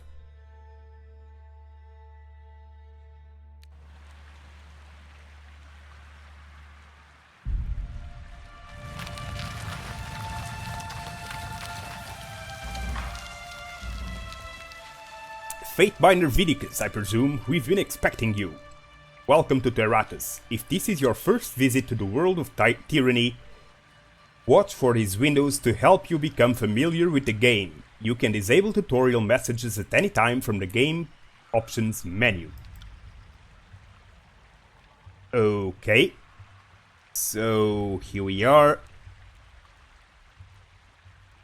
These are our attributes, so dodge, parry, endurance defense, will defense, magic defense, and armor. These are our skills: trust, which is probably the normal attack, flurry of blows, frozen grasp, and warrior's respite, all the skills we've chosen. Left click to toggle party AI, right click to change party AI settings, Okay, so party controlled by the artificial intelligence. No, thanks. Let's see what this got in here. Vidiks AI behavior enabled? No. What are the options? Passive, defend myself, defend party, aggressive. Ah, okay. Stealth toggle. Left alt, right alt. Okay. All party members, we only have one, so no point in changing that formation. This is pretty much Pillars of Eternity. A somewhat different user interface, but the mechanics and systems are the same. Formations, so on. Camping supplies. Okay, camping will remove all wounds. We have 4 out of 8. Talents, spells, combo abilities, artifact abilities, reputation abilities, battle stance, weapon sets, quick items. And up here, Judge's Day, 18 span of swords, inventory, character sheet, talents, journal, reputations, spell creation. Seriously? Spell creation. Spells are created using 2 or more sigils. The core sigil determines the type of magic, such as fire, frost, or illusion. The expression sigil determines how that core shapes itself into the world, such as a ball of fire or frost enchanting a weapon. There are several categories of sigils that can accent a spell, granting it greater range, accuracy, or providing bonuses, secondary effects. To begin creating a spell, select the core sigil, followed by the expression sigil to determine what form the spell takes. For example, if you want to create a fireball spell, you would select the sigil of flame as the core, followed by the sigil of directed force to determine its shape. Okay, that's interesting. That's really interesting. Of course, I probably don't have anything to do a single spell right now, but still, quite interesting. Each sigil requires a certain amount of lore skill to learn and control. Characters must have a lore skill at least equal to the spell's total difficulty in order to cast the spell. Assign spells, okay, to the slots in the lore skill, okay. Once you have created a spell, use the assign button to add that spell to one of your active party members. You can assign a spell to more than one character. Obviously. Searing Palm. You can customize your spells by selecting different icons. If you create multiple spells using the same core and expression but with different accents, these icons can help you differentiate your spells. Okay, each spell has a default name but you can customize it. Okay, some accent sigils allow you to modify the area of effect or range of your spell. When you use these sigils, the casting UE will display the increased range as a second, more transparent area beyond the base area of the spell. So yeah, base area of the spell and the secondary, more transparent area beyond the base area of the spell. So, quite interesting and complex enough to be possible to do quite a lot of things, I imagine. So, something to explore in detail later on. So, missives, journal, talents. So, okay, talents, leadership, defense, power, agility, range, magic. Okay, six talents. Leadership, defense, power, agility, range, magic. For now, we have what? Apparently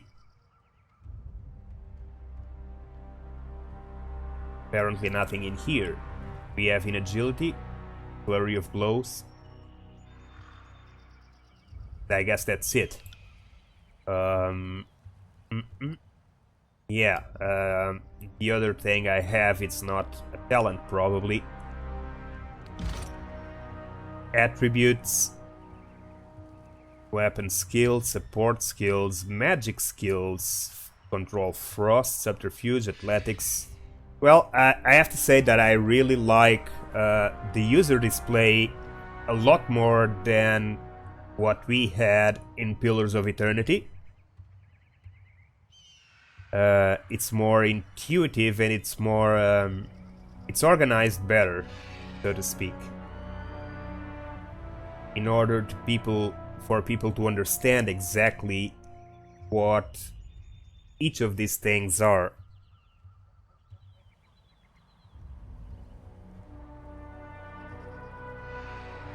Okay, let's not waste too much time in here right now. That's not what we are here for. I mean, it is for me, but not for you, probably. So, Commander's Will, Fatebinder's Seal. Okay, Party Stash and Personal Stash. Weapon sets, 1, 2, 3, 4. Nice. Weak items. Armor, Iron Helmet. Accessory. Okay, let's see how this goes. I got it.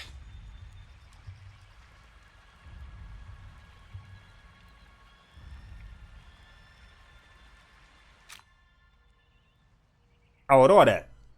Conversations. Conversations involve you, another character, and sometimes additional parties like bystanders or companions who may interject. The choices you make change how the story develops and will build a reputation for your character over time. People in the world will learn of your reputations, good or bad, and respond accordingly.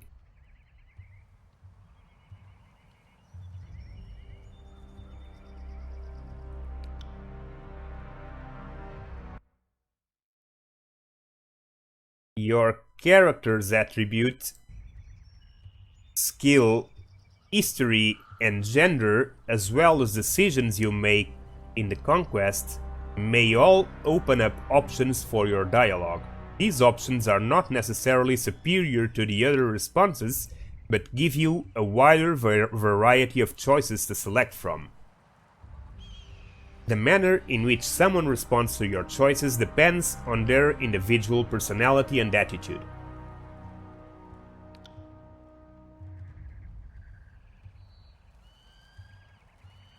Each character who speaks to you will display a banner beneath their portrait. These banners indicate which faction the character is allied with.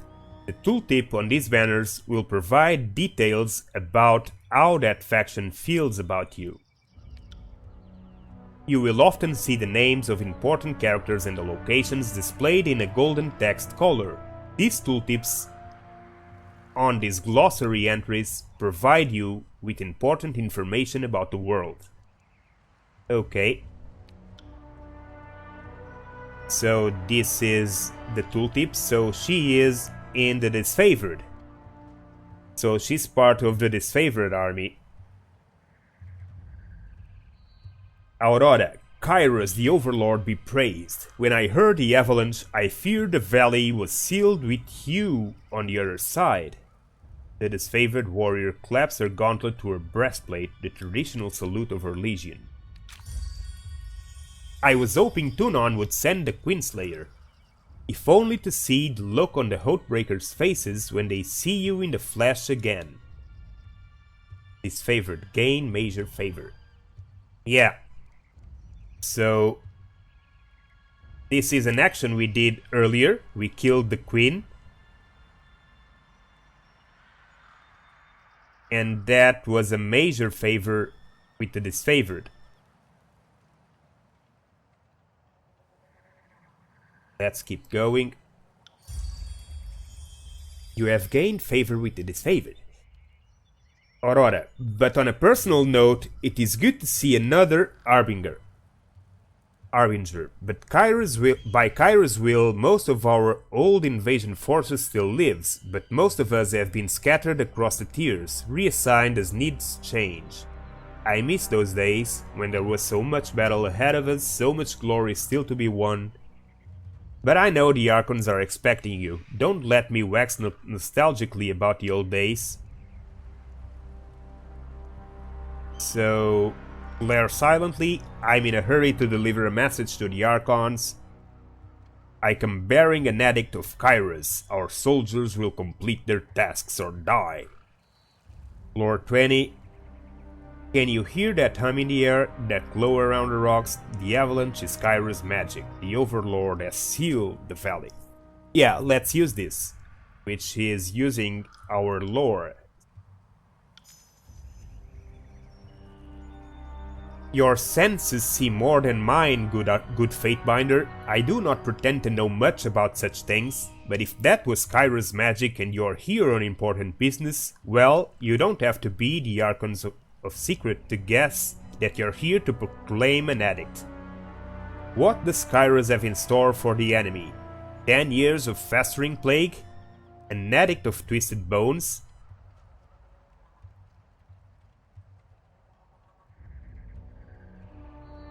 Should we tell her? Or should we go directly to the Archons? Let's tell her. The edict is leveled against us? Her eyes widened with fear, her posture slackens. But the Scarlet Chorus prevents us from taking action. Why would the Overlord punish both of the...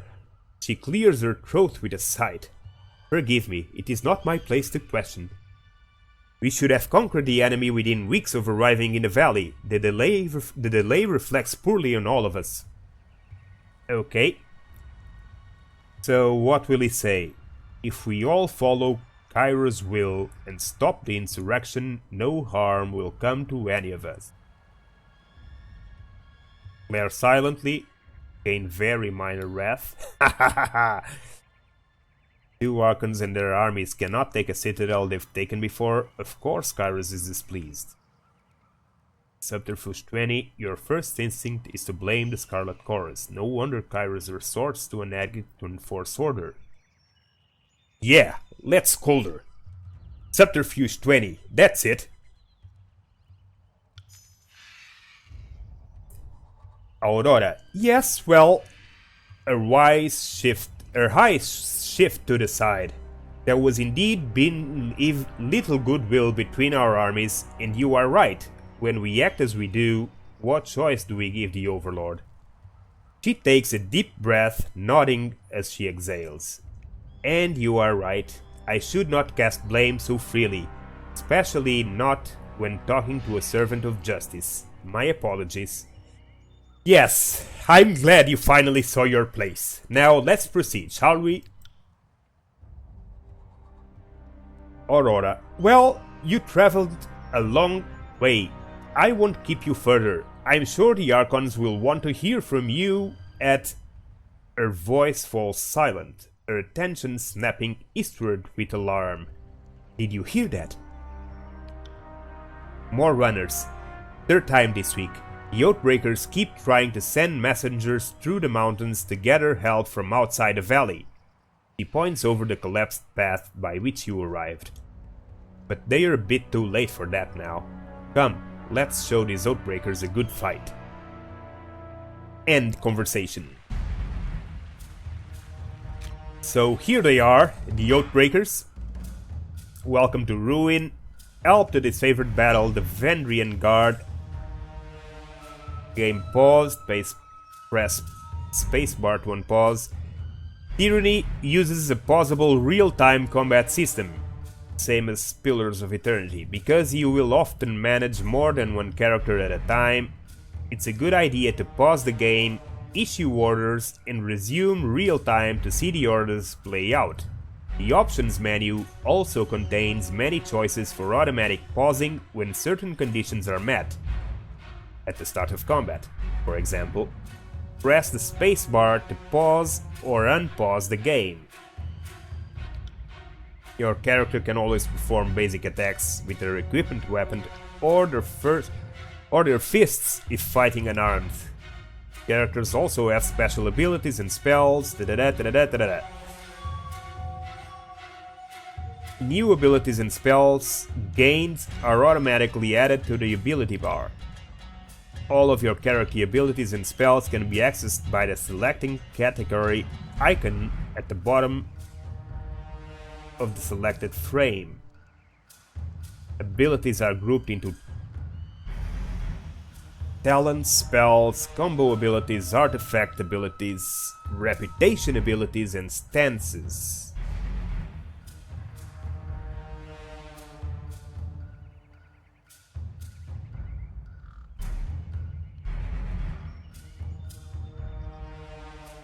Category items for weapon sets and quick items to follow. To use the ability, left-click on the ability icon or press the hotkey corresponding to its location on the ability bar. Your cursor will change to indicate whether your mouse is over a valid target for the ability. Yeah, the usual. All characters in game, friend or foe, have 5 primary defenses against attacks: parry, dodge,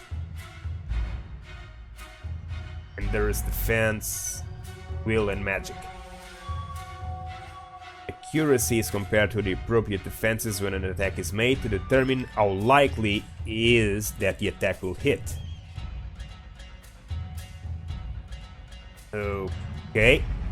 There are 4 possible results for any attack: hit, critical hit, graze, and miss. A critical hit increases your damage, while a graze reduces it. With each attack, you gain experience in the weapon skill used to make the attack. Even a miss will grant some experience. Okay. So, for the glory of Kronos, Aurora, Vidiks.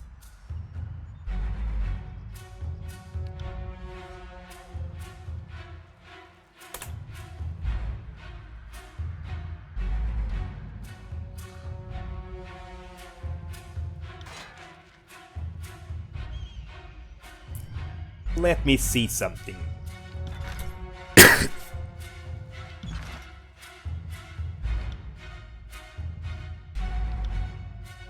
Jesus.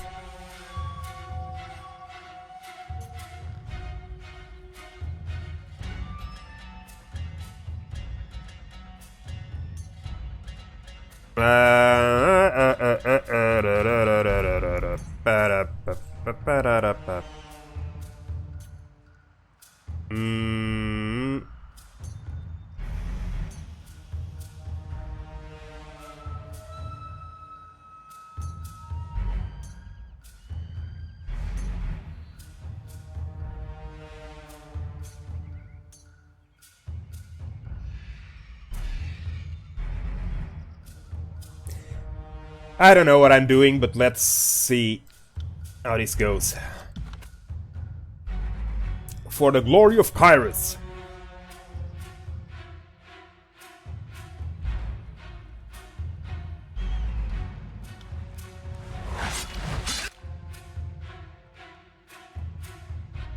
Who was injured? She was.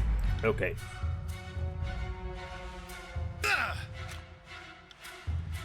I got it. I got it.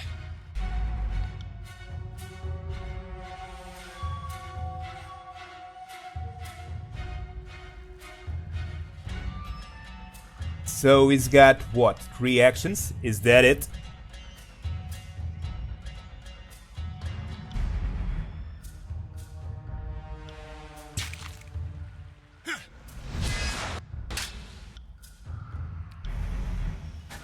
Can't do that. I got it.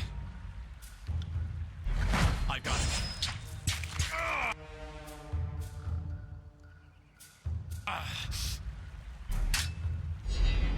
On it. Okay.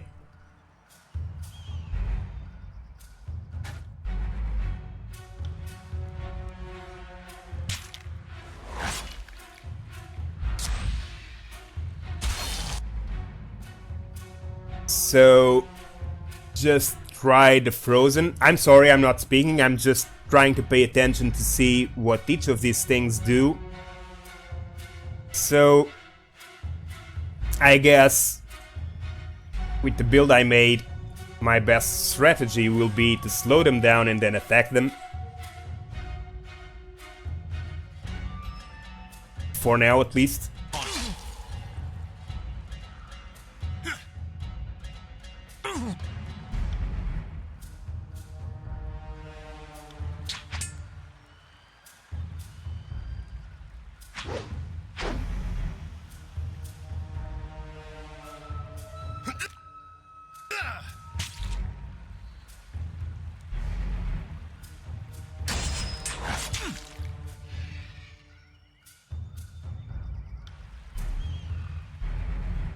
We're taking a lot of damage, but so easy. Let's frozen the guy again. I got it. You shouldn't be there, or I shouldn't be here. He's gonna get frozen too.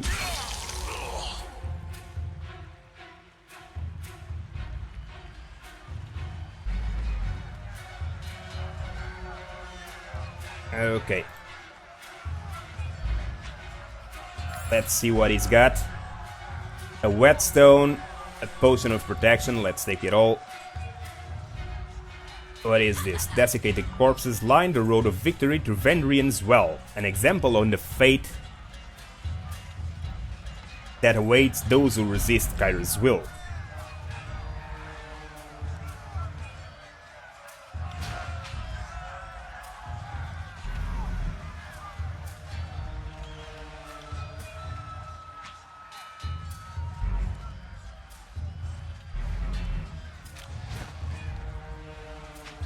So, we need to take this rebel out of place. The avalanche has blocked us. Okay. A rock slide blocks the path ahead. What are we going to do? Squeeze through the gap?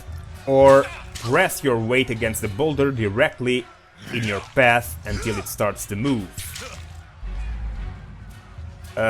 Who's there? The boulder will probably kill everyone, including our soldier. Squeezing will get us fighting alongside him. I don't care, let's kill him.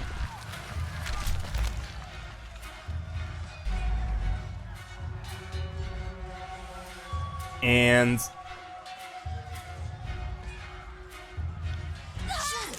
yes!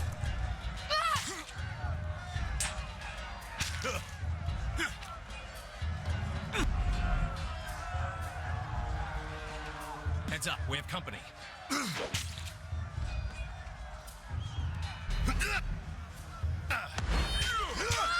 We are still pausing too much. I still need to turn off pause, probably.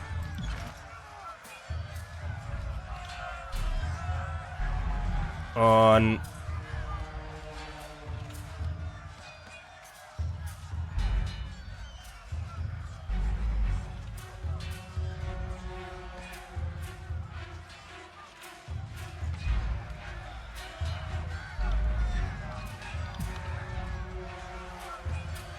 on a few of these.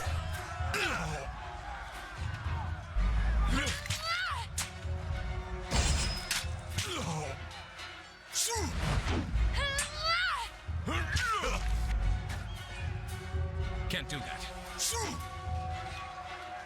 Okay, let's see if we can freeze them both. Right. No, not yet. Range is 2 meters.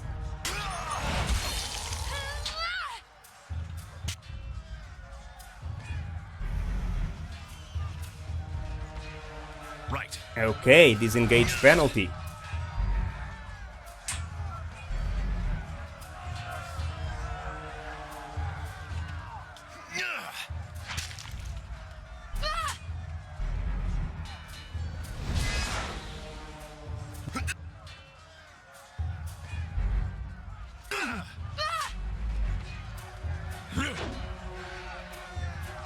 I think I should have gone with hard to start instead of normal, because this is being too easy. I'm taking a lot of hits and suffering little damage.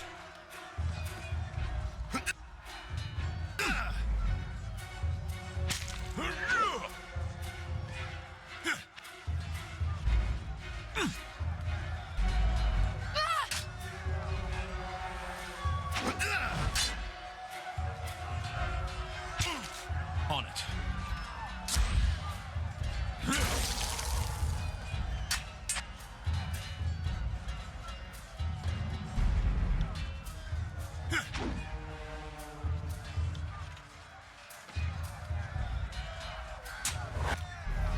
Ouch! When a party member takes damage, they will start to lose health. The health bar next to their portrait will start to decrease. When the health drops low enough, they will gain a wound and the health bar will turn red. Okay.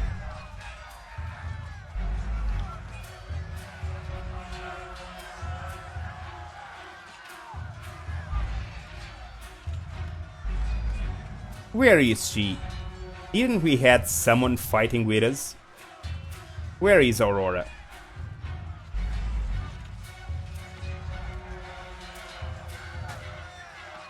Sorry, I can't.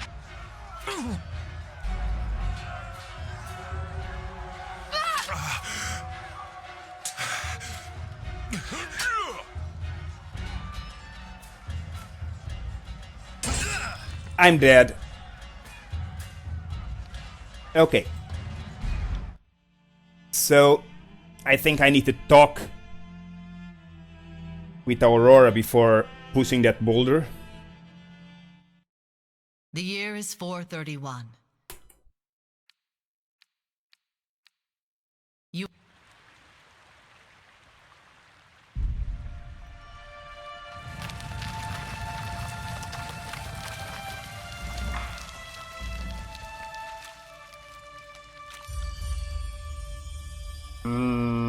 Lore?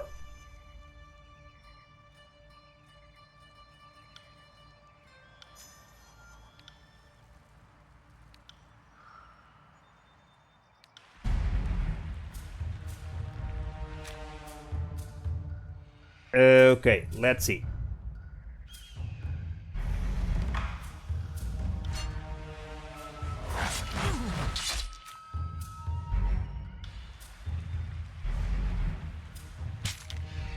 Right. Right.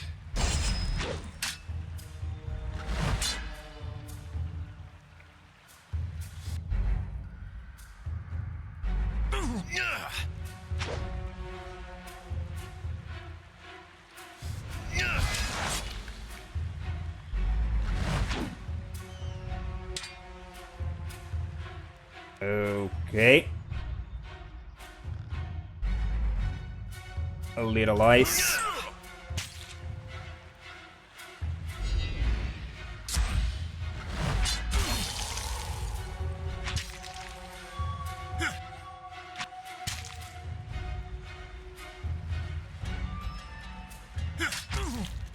On it.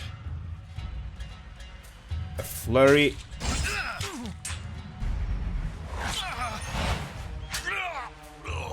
And he's dead.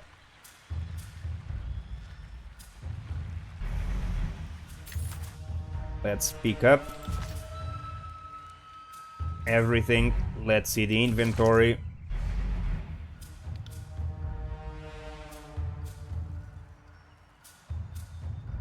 Equipped, we have the ceremonial fate binder of Tunon boots, and we found the commander's will, which are better.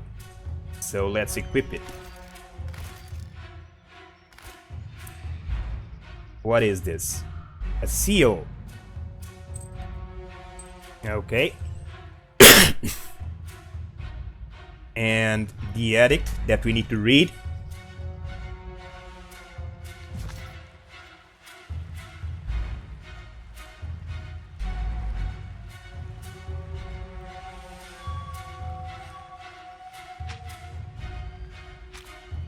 The avalanche has blocked us. Think you could fit through that rubble?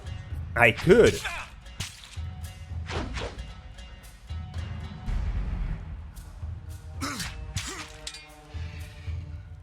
But I could also just push it. Aurora, we should be vigilant and deal with the remaining goat breakers in the pass. This seems like a suicide mission. With what do the Vendrian Guard hope to accomplish? I've been traveling for days. How much longer until I reach the Archons? Carry on. Yeah, let's ask her.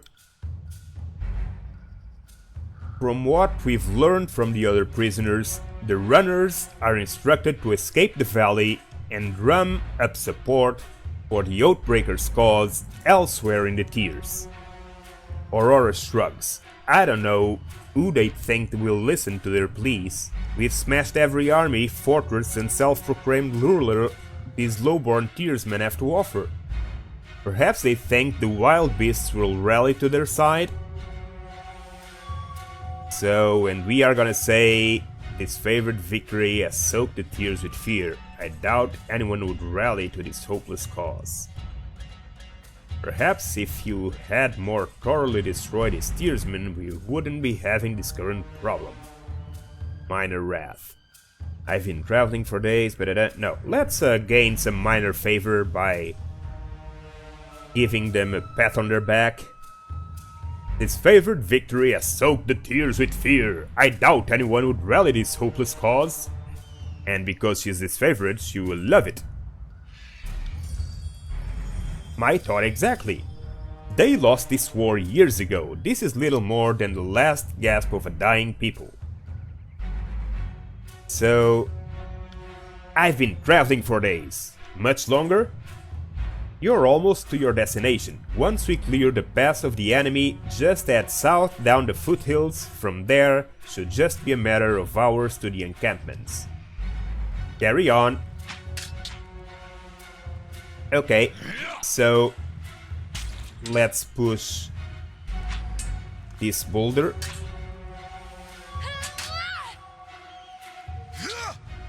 A rock slide blocks the path ahead. You can squeeze through a narrow gap between the stones, or you can attempt to push one of the boulders out of your way.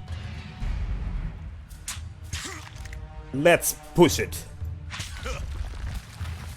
And get rid of one enemy right away. And then let's attack. Why don't you come down and help me? Let's try to attack first.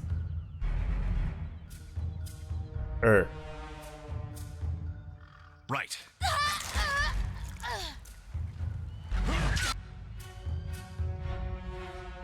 Okay. Now.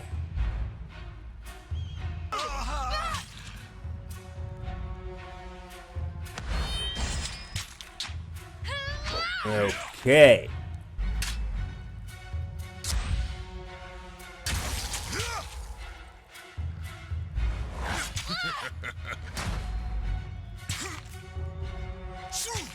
Finish her.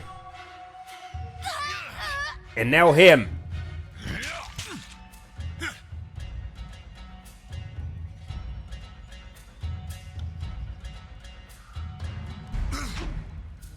Okay.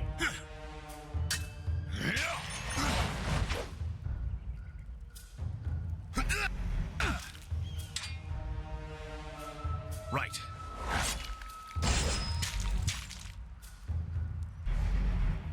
I got it.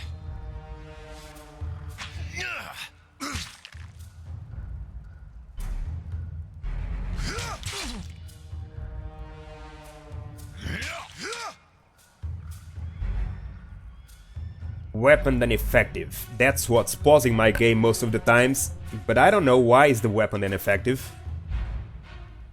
Probably because it's a shitty weapon. It's a shitty weapon against a good armor, probably.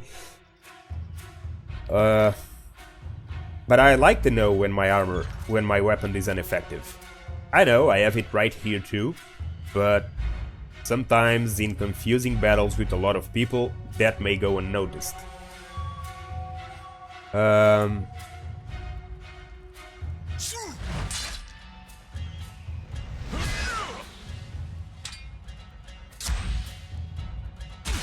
Let's finish him to proceed.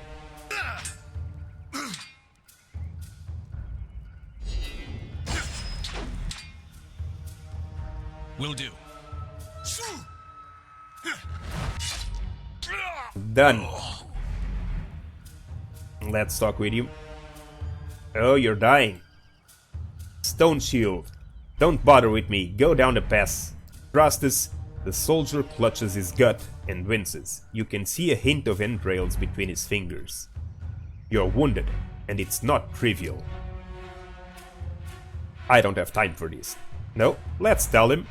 The obvious, you're wounded, and it's not trivial, young man. You should get that checked out. Really, really fast. He laughs through clenched teeth. This but a scratch. I've seen twice as worse 10 times over. He doubles over in pain, gagging and shivering. If you let me help... I said I'm fine! The soldier moans and shakes his head. Graven Ashes protects. Graven Ash, Archon of War, is capable of shielding his soldiers from injury and fatigue. This protective influence exerts itself even from afar away, or as he sleeps, if he sleeps, rumors disagree. Few understand how this arcane power works, but all who have faced the disfavored in battle will attest that Ashes soldiers can survive serious harm and shrug off the fatigue of starvation. Well, if he says so, you go on and help the others. Let's pick up any loot that might exist in here. Seems that not much.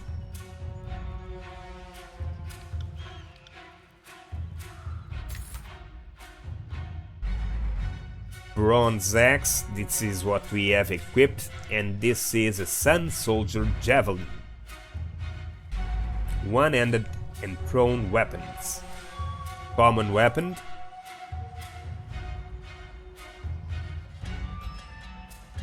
I don't know if I can use this in dual wielding.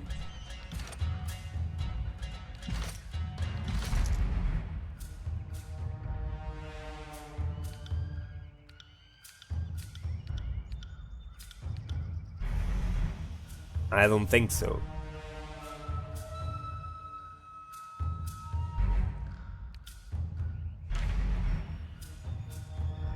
Or maybe I can, I don't know. Let's see. I can, but should I? The bronze hammer does more damage per second, although not much more, 0.6. But everything else is worse.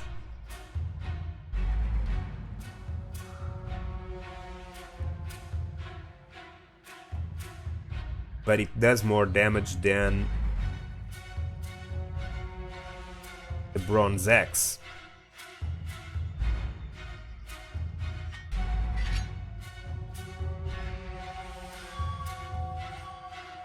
Yeah. It seems a little strange combination of weapons, but oh well.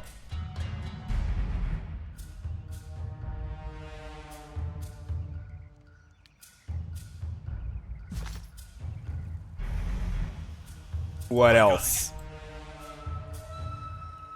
What is this? Monument. Oh, it's the big statue in the middle. Why is she bleeding from her eyes? The ancient Weeping Mother statue pays homage to the Queen Kyros.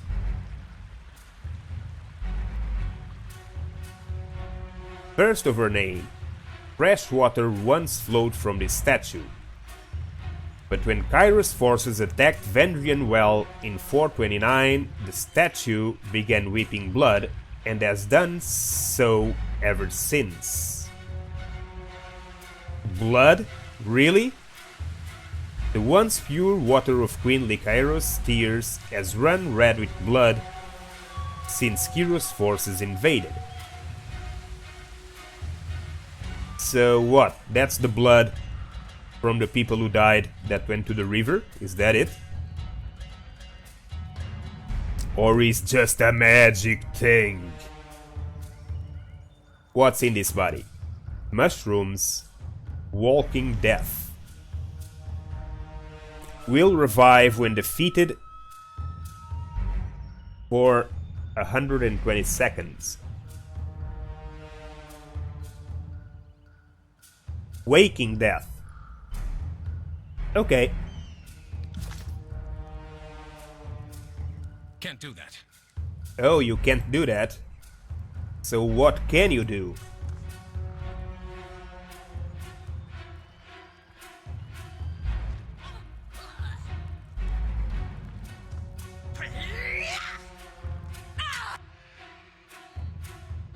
Okay, let's see, who do we get here?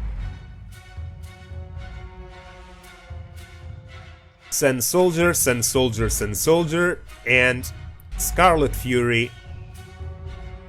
Scarlet Fury. Scarlet Chorus, both of them. Let's help them.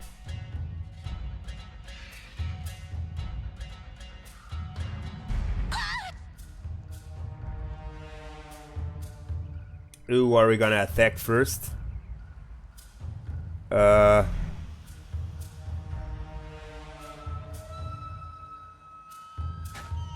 Sorry, I can't. Can't do that. Try and catch me, worm.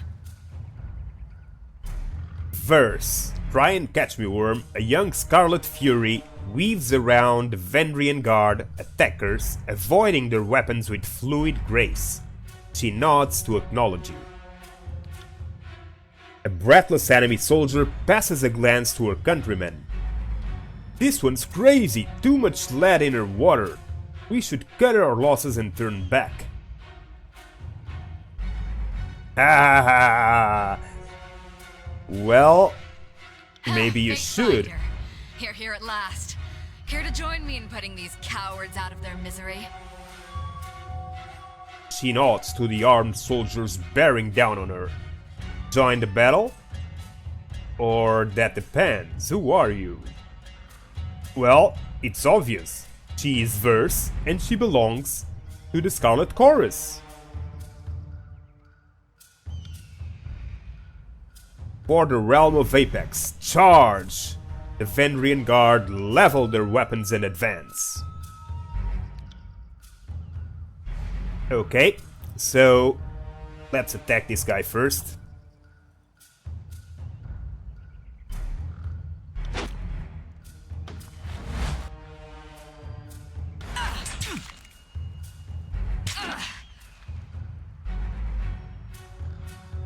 Oh, so I can attack at a distance with the javelin.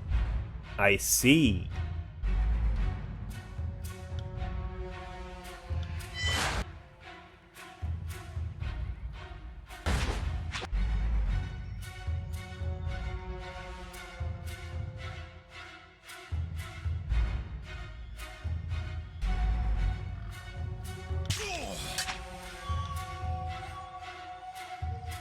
This positioning is hard. They keep trying to backstab me or flank me. So, companions, the companion Verse has joined your party. Verse is a capable warrior, skilled in both melee and ranged combat. As you acquire companions, you will need to balance their strengths against the strengths of your character to be successful in battle. While it is possible to adventure alone, you will find the game more rewarding with a well-balanced party. Well, thank you! There are now 2 characters in your party and both are selected. Any command you wish to will affect both party members. Yeah. To select a single party member, click on their selection circle, their portrait, or press F1 to select the player character or F2 to select verse. To select multiple party members, click and hold anywhere on screen and drag the marquee over the circle of the party members you'd like to include, like this.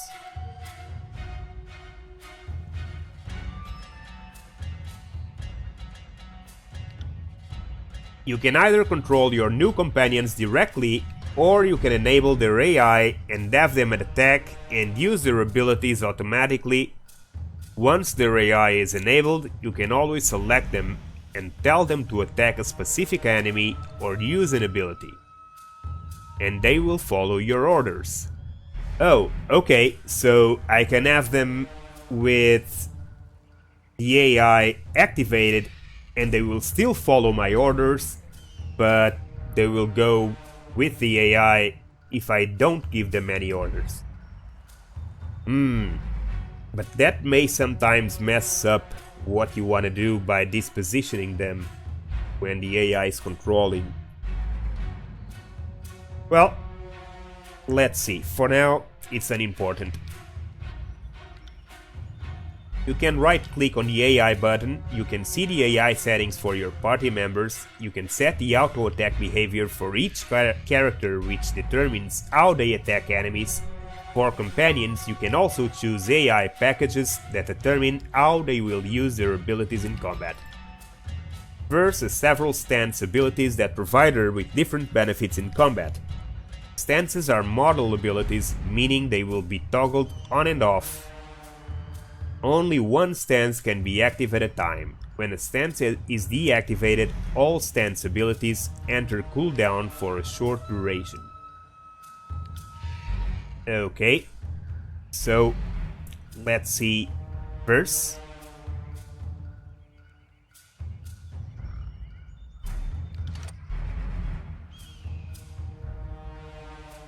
Athletics, subterfuge, dodge, lore, parry.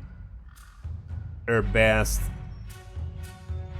athletics and subterfuge, weapon skills, dual wield, and bows. Okay.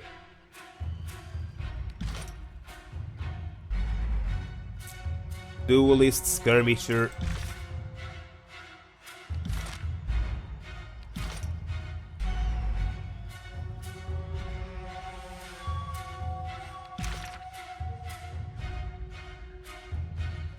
Okay.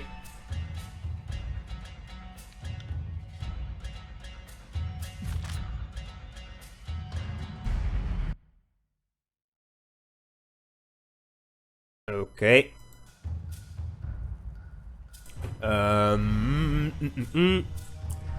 Well, let's see.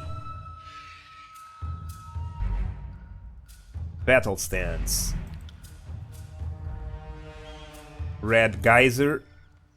Active. In model recovery, user -10 dodge. Adds bonus damage to your next attack, equal to 50% the damage received from attackers. And -10 parry. Well, this is a highly aggressive stance. Increases damage output, but also reduces defenses. This is 3 Whispers. Plus 20 dodge. Meditative stance that focus on dodging enemy attacks. Okay. And Seeking Sheet. Plus 10 accuracy. Okay, this is for ranged weapons. For bow. Since she is at close range right now, she's gonna keep the Red Geyser stance. Weapon sets. It's right.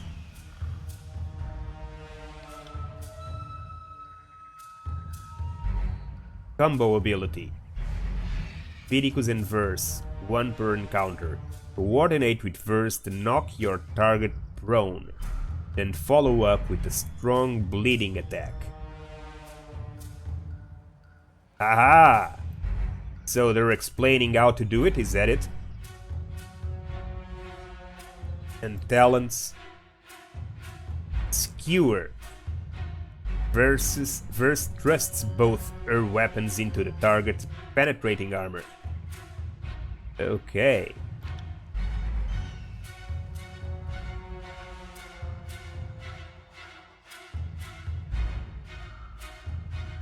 So they have a combined skill, Blood Soaked Stone, where probably they require to be next to each other. Do it. She can't be probably with the bow, but doesn't matter. It's an interesting mechanic. Another one. Okay, her stance is good.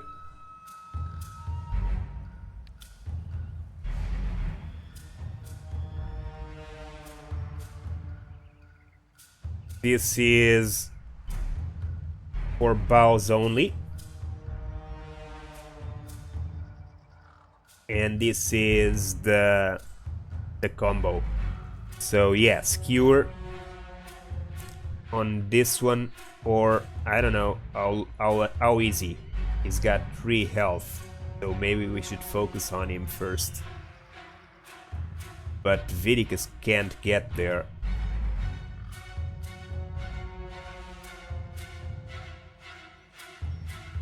You got it.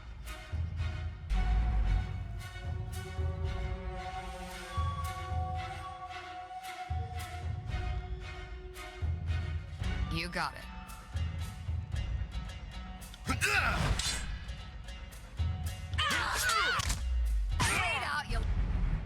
Okay. No, first let me turn off that AI. I don't want you running around like you're going to do right now. That's why I don't want the AI activated, even though I can control it after. Because she's already dispositioning herself to go around and try to get these guys through the back, which is a good tactic overall, generically, but might screw you over when you're trying to do something in particular.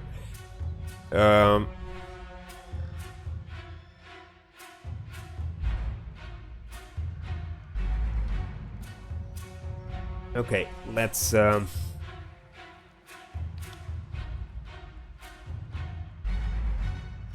with this, and you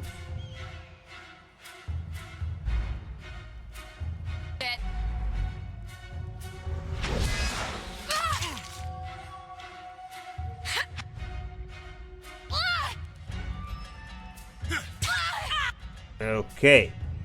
She's quite fast, even though she only has 1 melee skill yet. But he's the same, he only has 1 true melee skill. I'll tear your skeleton out by your ass!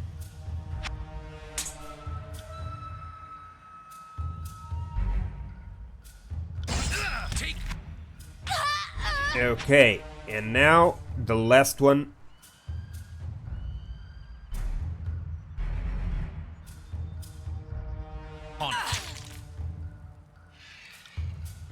Let's see how it works, the combo.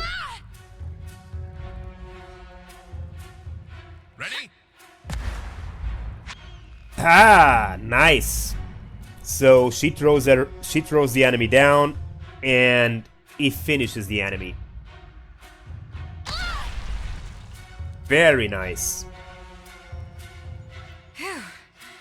I can tell you didn't spend the conquest in a diplomat's tent. I'm Verse, by the way. But there are more important things to take care of than introductions. Those Vendrian guard we killed didn't come alone. She gestures to the skirmish unfolding in the pass below, shaking her head. So, let's join the battle. Not so fast. First explain what you're doing here. Why are the Vendrian guards attacking now? You fight like a storm. What's your role in the army? You're dismissed, soldier. If I need you, I'll find you at the Scarlet Chorus camp. No. Before that, we want Yeah, let's pander a bit. A Scarlet Fury, one of the elite killers of our ignoble gang. You'll see more than a few of us around camp, but don't let that fool you. We're a rare breed. Most of the soldiers in the Scarlet Chorus are little more than farmers and children armed with rusted forks. Makes them easier to control. The voices of Nerat called his best fighters to this siege. There must be something important about Vendrian's well, though don't ask me what. The Archon isn't in the habit of spilling secrets. Yeah. And why do you think the Vendrian Guard are attacking now? My guess? The Vendrian Guard are testing our strength in battle, learning how we perform before they organize a real offensive. That, or they're really, really desperate to get beyond the mountains and couldn't wait until nightfall. So, not so fast. First explain what you're doing here. The voices of Nerat told me to intercept you at Edgering Ruins before you busied yourself solving all of the camp's problems. Guess I was too late. You're due for a meeting with the Archons, but we should handle the small matter of this ambush first. Okay, I'm ready if you are. Eager. I like that. Before we go, you might search among the remains of our fallen comrades. Wherever they're bound, I doubt they'll miss their boots, much less any rings or any useful iron they might be clutching. Indeed. No reason to pity the fallen. Before long, we might wish we'd joined them here. But at least we'll enjoy heavy pockets and warm toes. Ah. The voices of Nerat! Okay, let's pick up the loot we got from this battle.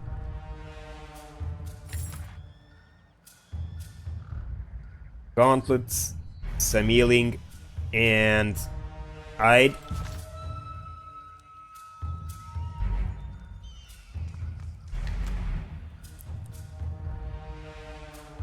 And another helmet, and a scroll, Lesser Sigil of Reaching Grasp.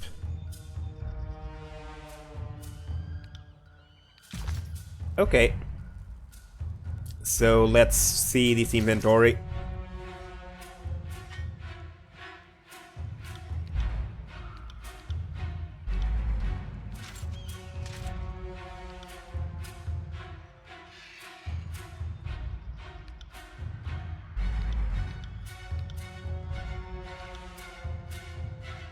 Potion of Protection.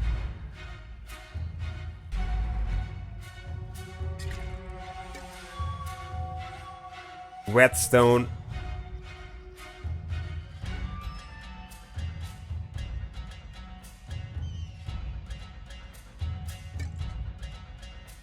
And Waking Death. Okay, these are all usable items, so let's place him in there. We also found these gauntlets, which are obviously, or maybe not, better than what we have. I guess so, because what he has is ceremonial. Corrode armor, crush, shock armor, and attended attack. Ooh. Worse at recovery, worse at deflection, worse at precision. Okay.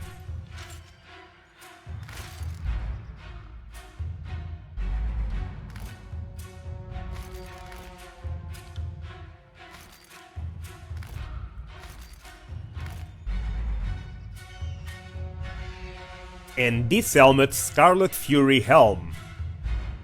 Well, it's better than what I got, even though I don't like that much of the Scarlet Chorus armors from what I've seen so far.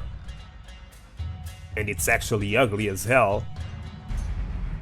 But we can just hide the helmet. It's good. Let's see. What about you? Well, I can borrow you my helmet.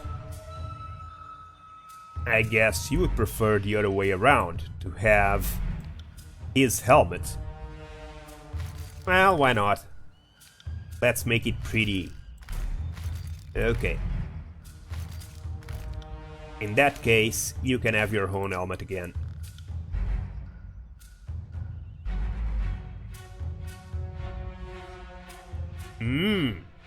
Very interesting. So, okay, you got everything else. This is scroll. You don't have enough lore for this, but he does. This scroll contains a magical accent which slightly increases the range of a spell.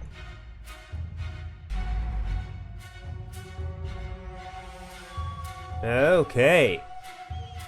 Learn. You've discovered a new sigil. Magic in the world of Tyranny comes from learning how to perfectly scribe sigils and empower them with energy. Open the spell interface by pressing P to create a new spell. Okay. So I guess we're good to go. Let me see your weapons.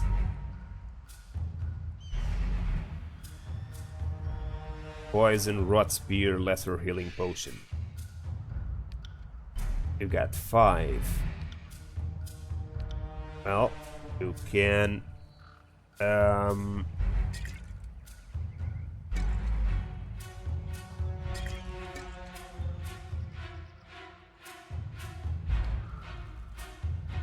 do I split it? Anyone knows how to split this?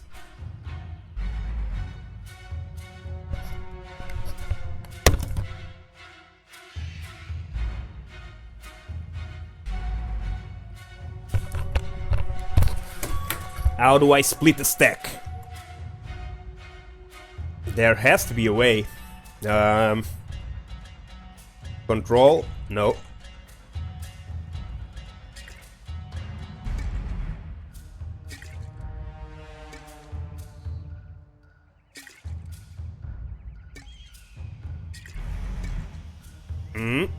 No. Shift? No. Right click? No.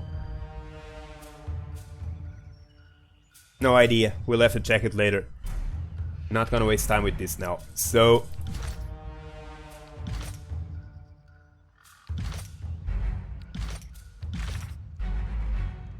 quests. Primary. Welcome to Ruin.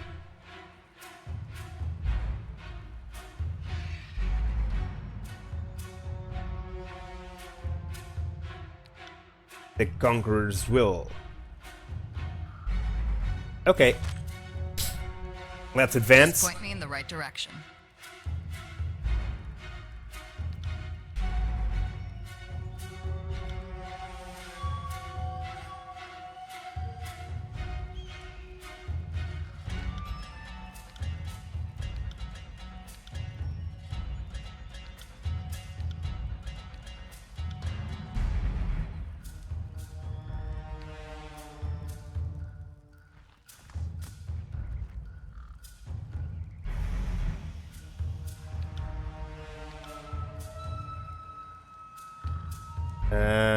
Is that it? Yeah.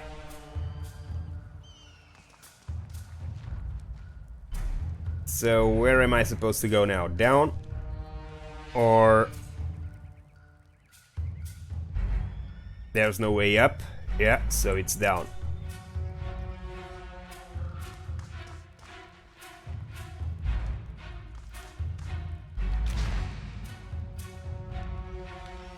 Let's go slightly Eden.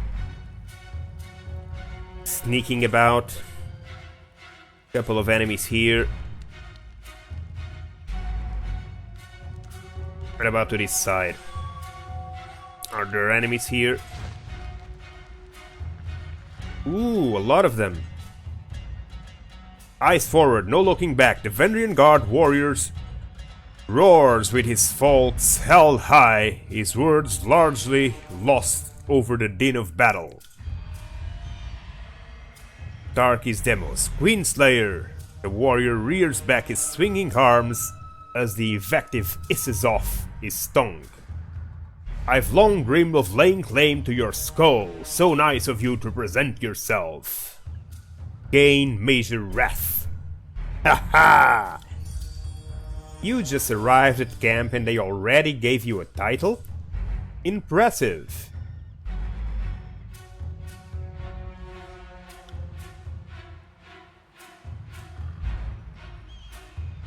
Reinforcements, hurry!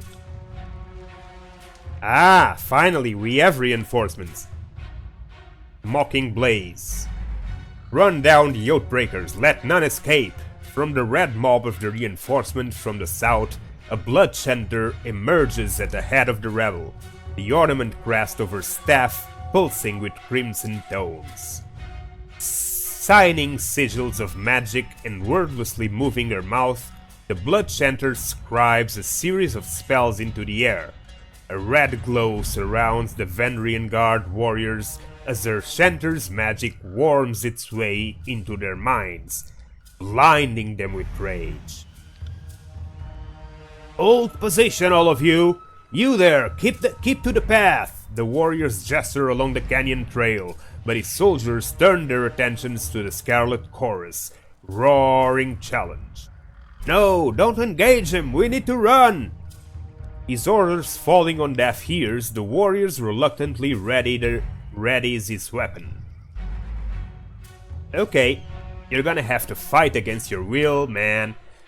So, you were all happy to come and slay two poor guys over here, you came with all your men, and now that you're outnumbered, you wanna run? You cowardly coward. Let's talk a little bit. Okay, so let's see. The Chanter and this tree will probably deal with these two guards easily. And we're gonna have to deal with this tree. Tarkis Demus will be hard for sure, so maybe we should focus first on the Javelin guys, the Sun Soldiers.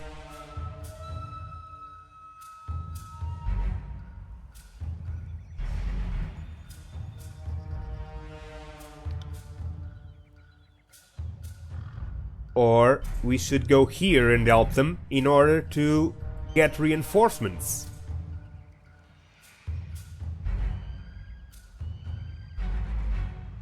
Which I'm gonna try. Right.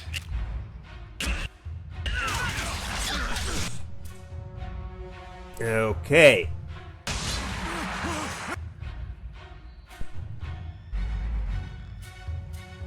Now, this is gonna get confusing really fast. Companion combos. When you have companions in your party, you are able to execute unique and powerful abilities called companion combos. Yeah, I know, I just did one in the previous battle. These abilities allow two characters to act in concert to create a powerful effect. Try using the Blood-Soaked Stone combo ability against Tarkis Demus. When a companion combo ability is activated, you will see that the icon above each character's head is set to the same ability. The combo will begin when each character is out of recovery, when the blue circle around the ability icon is gone. Okay. So, you want me to do it on Demus.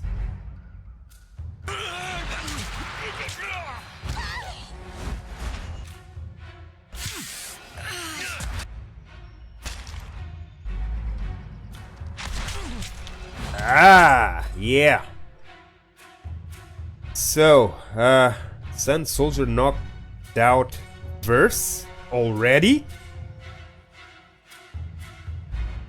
And I didn't notice, I was too distracted trying to see the effect the combo would have on Demus, so she will have to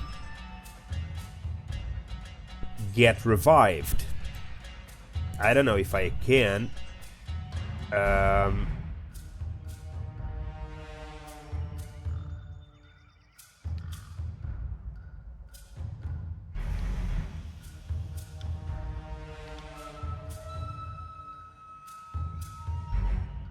Yeah. The mushrooms are with him, so she doesn't have it. When a party member takes damage, they will start to lose health. The health bar next to the portrait will start to decrease. When a party member health drops low enough, they will gain a wound and the health bar will turn red. Wounded characters have their maximum health reduced and receive a penalty to all skills.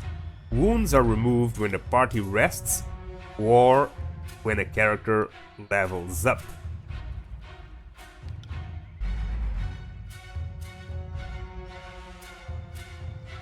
So now you need to help finish this guy. Seeing an awful lot of red.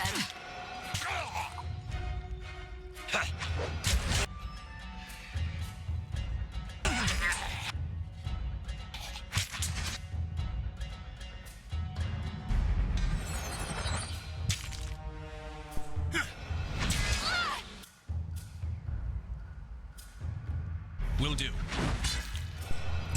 And now you die. Ooh yeah, okay.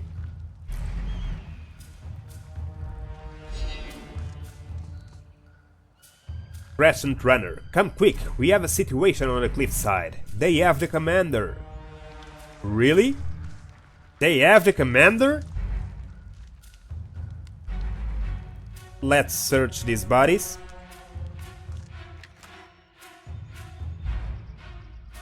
Twisted Iron Sword. That's an interesting one. What else? I got it. No more items.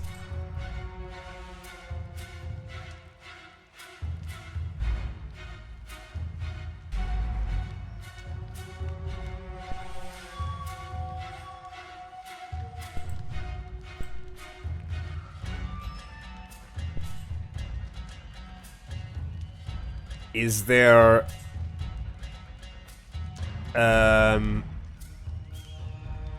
there has to be, let me see.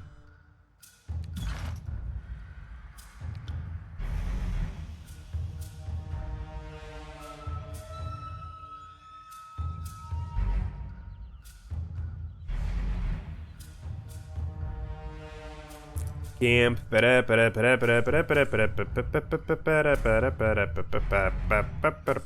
Pause.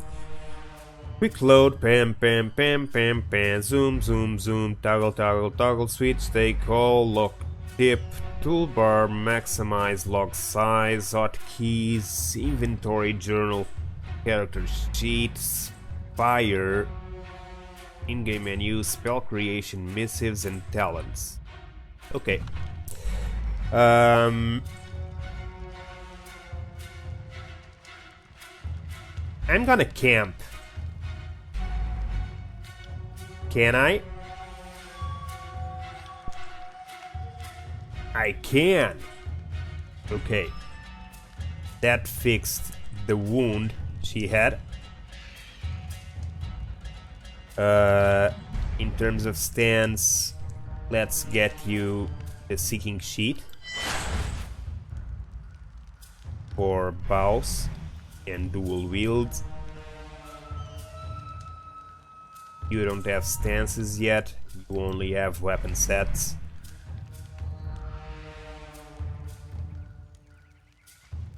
Let's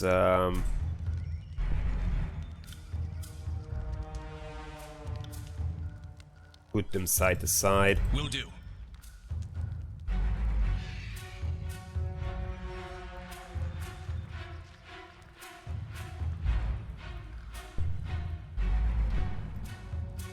The symbol of the Scarlet Chorus is smeared in blood on the tattered cloth tent. No effort has been made to repair the gaping tears.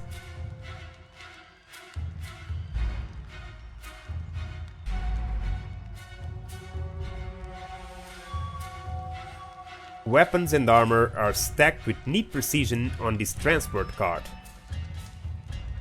Every spear is owned and oiled, ready for battle. Okay. So it seems like they kidnapped The commander? What are you doing? You'll draw attention to me. Of course I'll draw attention to you. You're supposedly a Kyros. What are you doing? Can't do that. Right. Can't do that.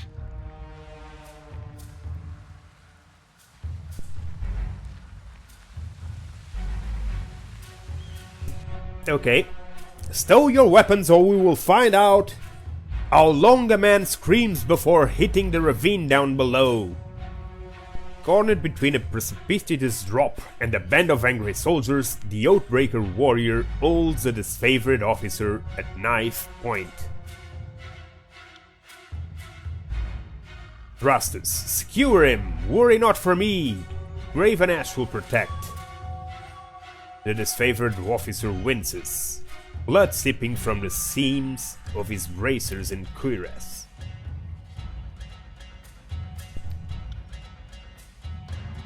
You heard the man. He plainly invited you to use that little blade of yours. What are you waiting for? Permission from your pimp? This blade, with a jerk of the knife, he slices off a clump of Drastus' mated hair. You're so eager to see your ally dead, just step closer. Release the prisoner, so what are you going to say? Release the prisoner and you might know the inside of a cell? Conquest. Why kill that disfavored nobody when you could take the swing at the Queenslayer?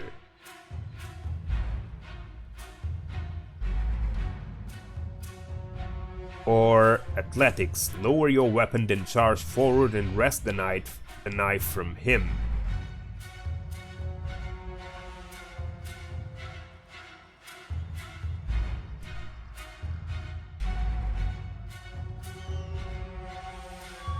Or attack. We have to help Drastus. Minor wrath for Scarlet Chorus. Minor favor for the disfavored. Attack. You heard Drastus. Let him die.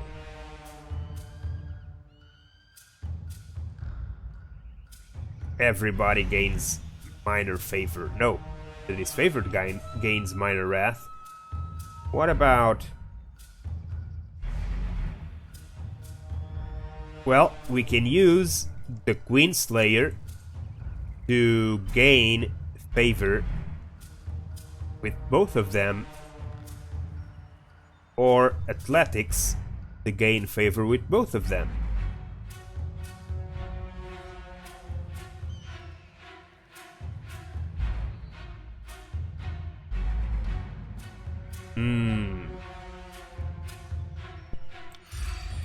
Haha, you have gained favor with the Scarlet Chorus, you have gained favor with this favorite, you gain 73 experience. The Oathbreaker cracks a wide smile as you lower your weapon. That's right, now the rest of you drop those weapons. With his attention on the other warriors, you dash forward. He reaches out with his dagger to slay Drastus, but your hand is already on his wrist. With a wrenching twist, you mangle his hand, dropping the dagger harmlessly to the ground. The disfavored warriors rush forward from either side of you. Tyrell barely manages a strained gasp before being hacked and impaled upon their swords and spears. Ha ha ha ha! Well, so much for Tyrell. The heroic Tyrell got impaled. Drastus, Kyros be praised, that Oathbreaker fought with the rage of Cairn itself. Drastus slides a trembling hand along the cut on his neck. Thank you, Fatebinder. I thought today was my last. From the look of it, guess they thought if they swarmed the pass, maybe one might make it out. We found a few scraps of parchment on the bodies. Drastus holds out a handful of crumpled parchments for your inspection. A student of letters such as yourself should be able to make sense of this. And we are gonna say I have no time for this, or all that training and Grave Ash doesn't teach you to read.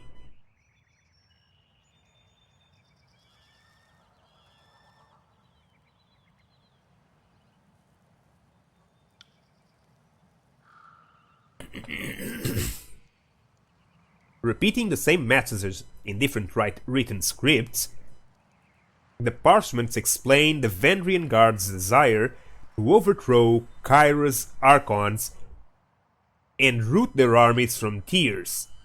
The pages aren't addressed to any one specific reader, but rather openly invites all who remain loyal to the Younger Realms to gather at Vendrian Well.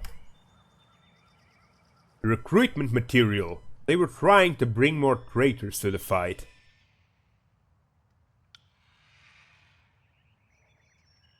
Well, from the look of it, we kept them from slipping out of the valley. Whatever they hoped to accomplish, I think their plan died here. The Archons are expecting you. When you're ready, leave by the gate to the southeast and follow the trails downslope for a few hours.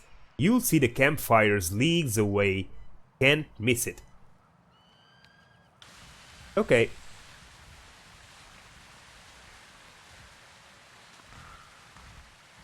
Let's pick up the loot. Ooh. Honor Guard Bronze Falks. Fatebinder Seal. No. Quick Finger Bangles. Rain. And another scroll. Very nice. Okay. So, let's see. We picked up another parchment.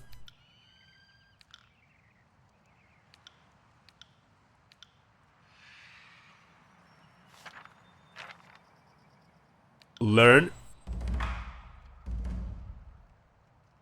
Fatebinder Seal. Quick Finger Bangles. And we got 2 swords. Let's see how they are.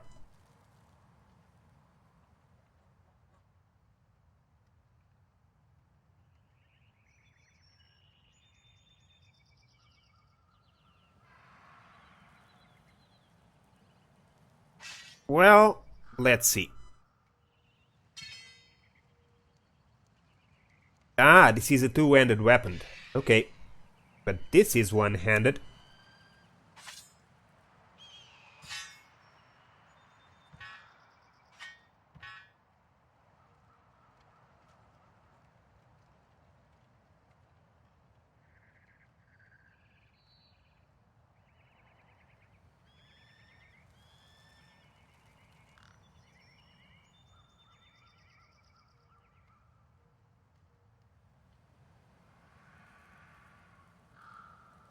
I guess...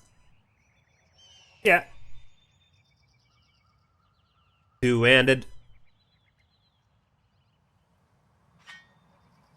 I don't know if it makes sense. I guess I'm gonna keep the javelin in there just the same. For now, at least.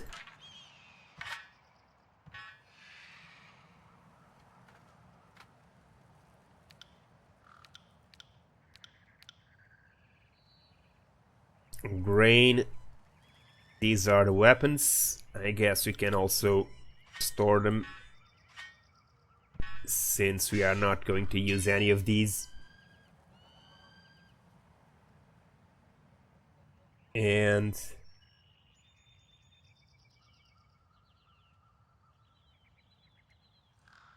ooh, ooh, ooh, ooh. Ooh, ooh, ooh, ooh, ooh, ooh. Well, I guess is fine. It didn't leveled up yet, so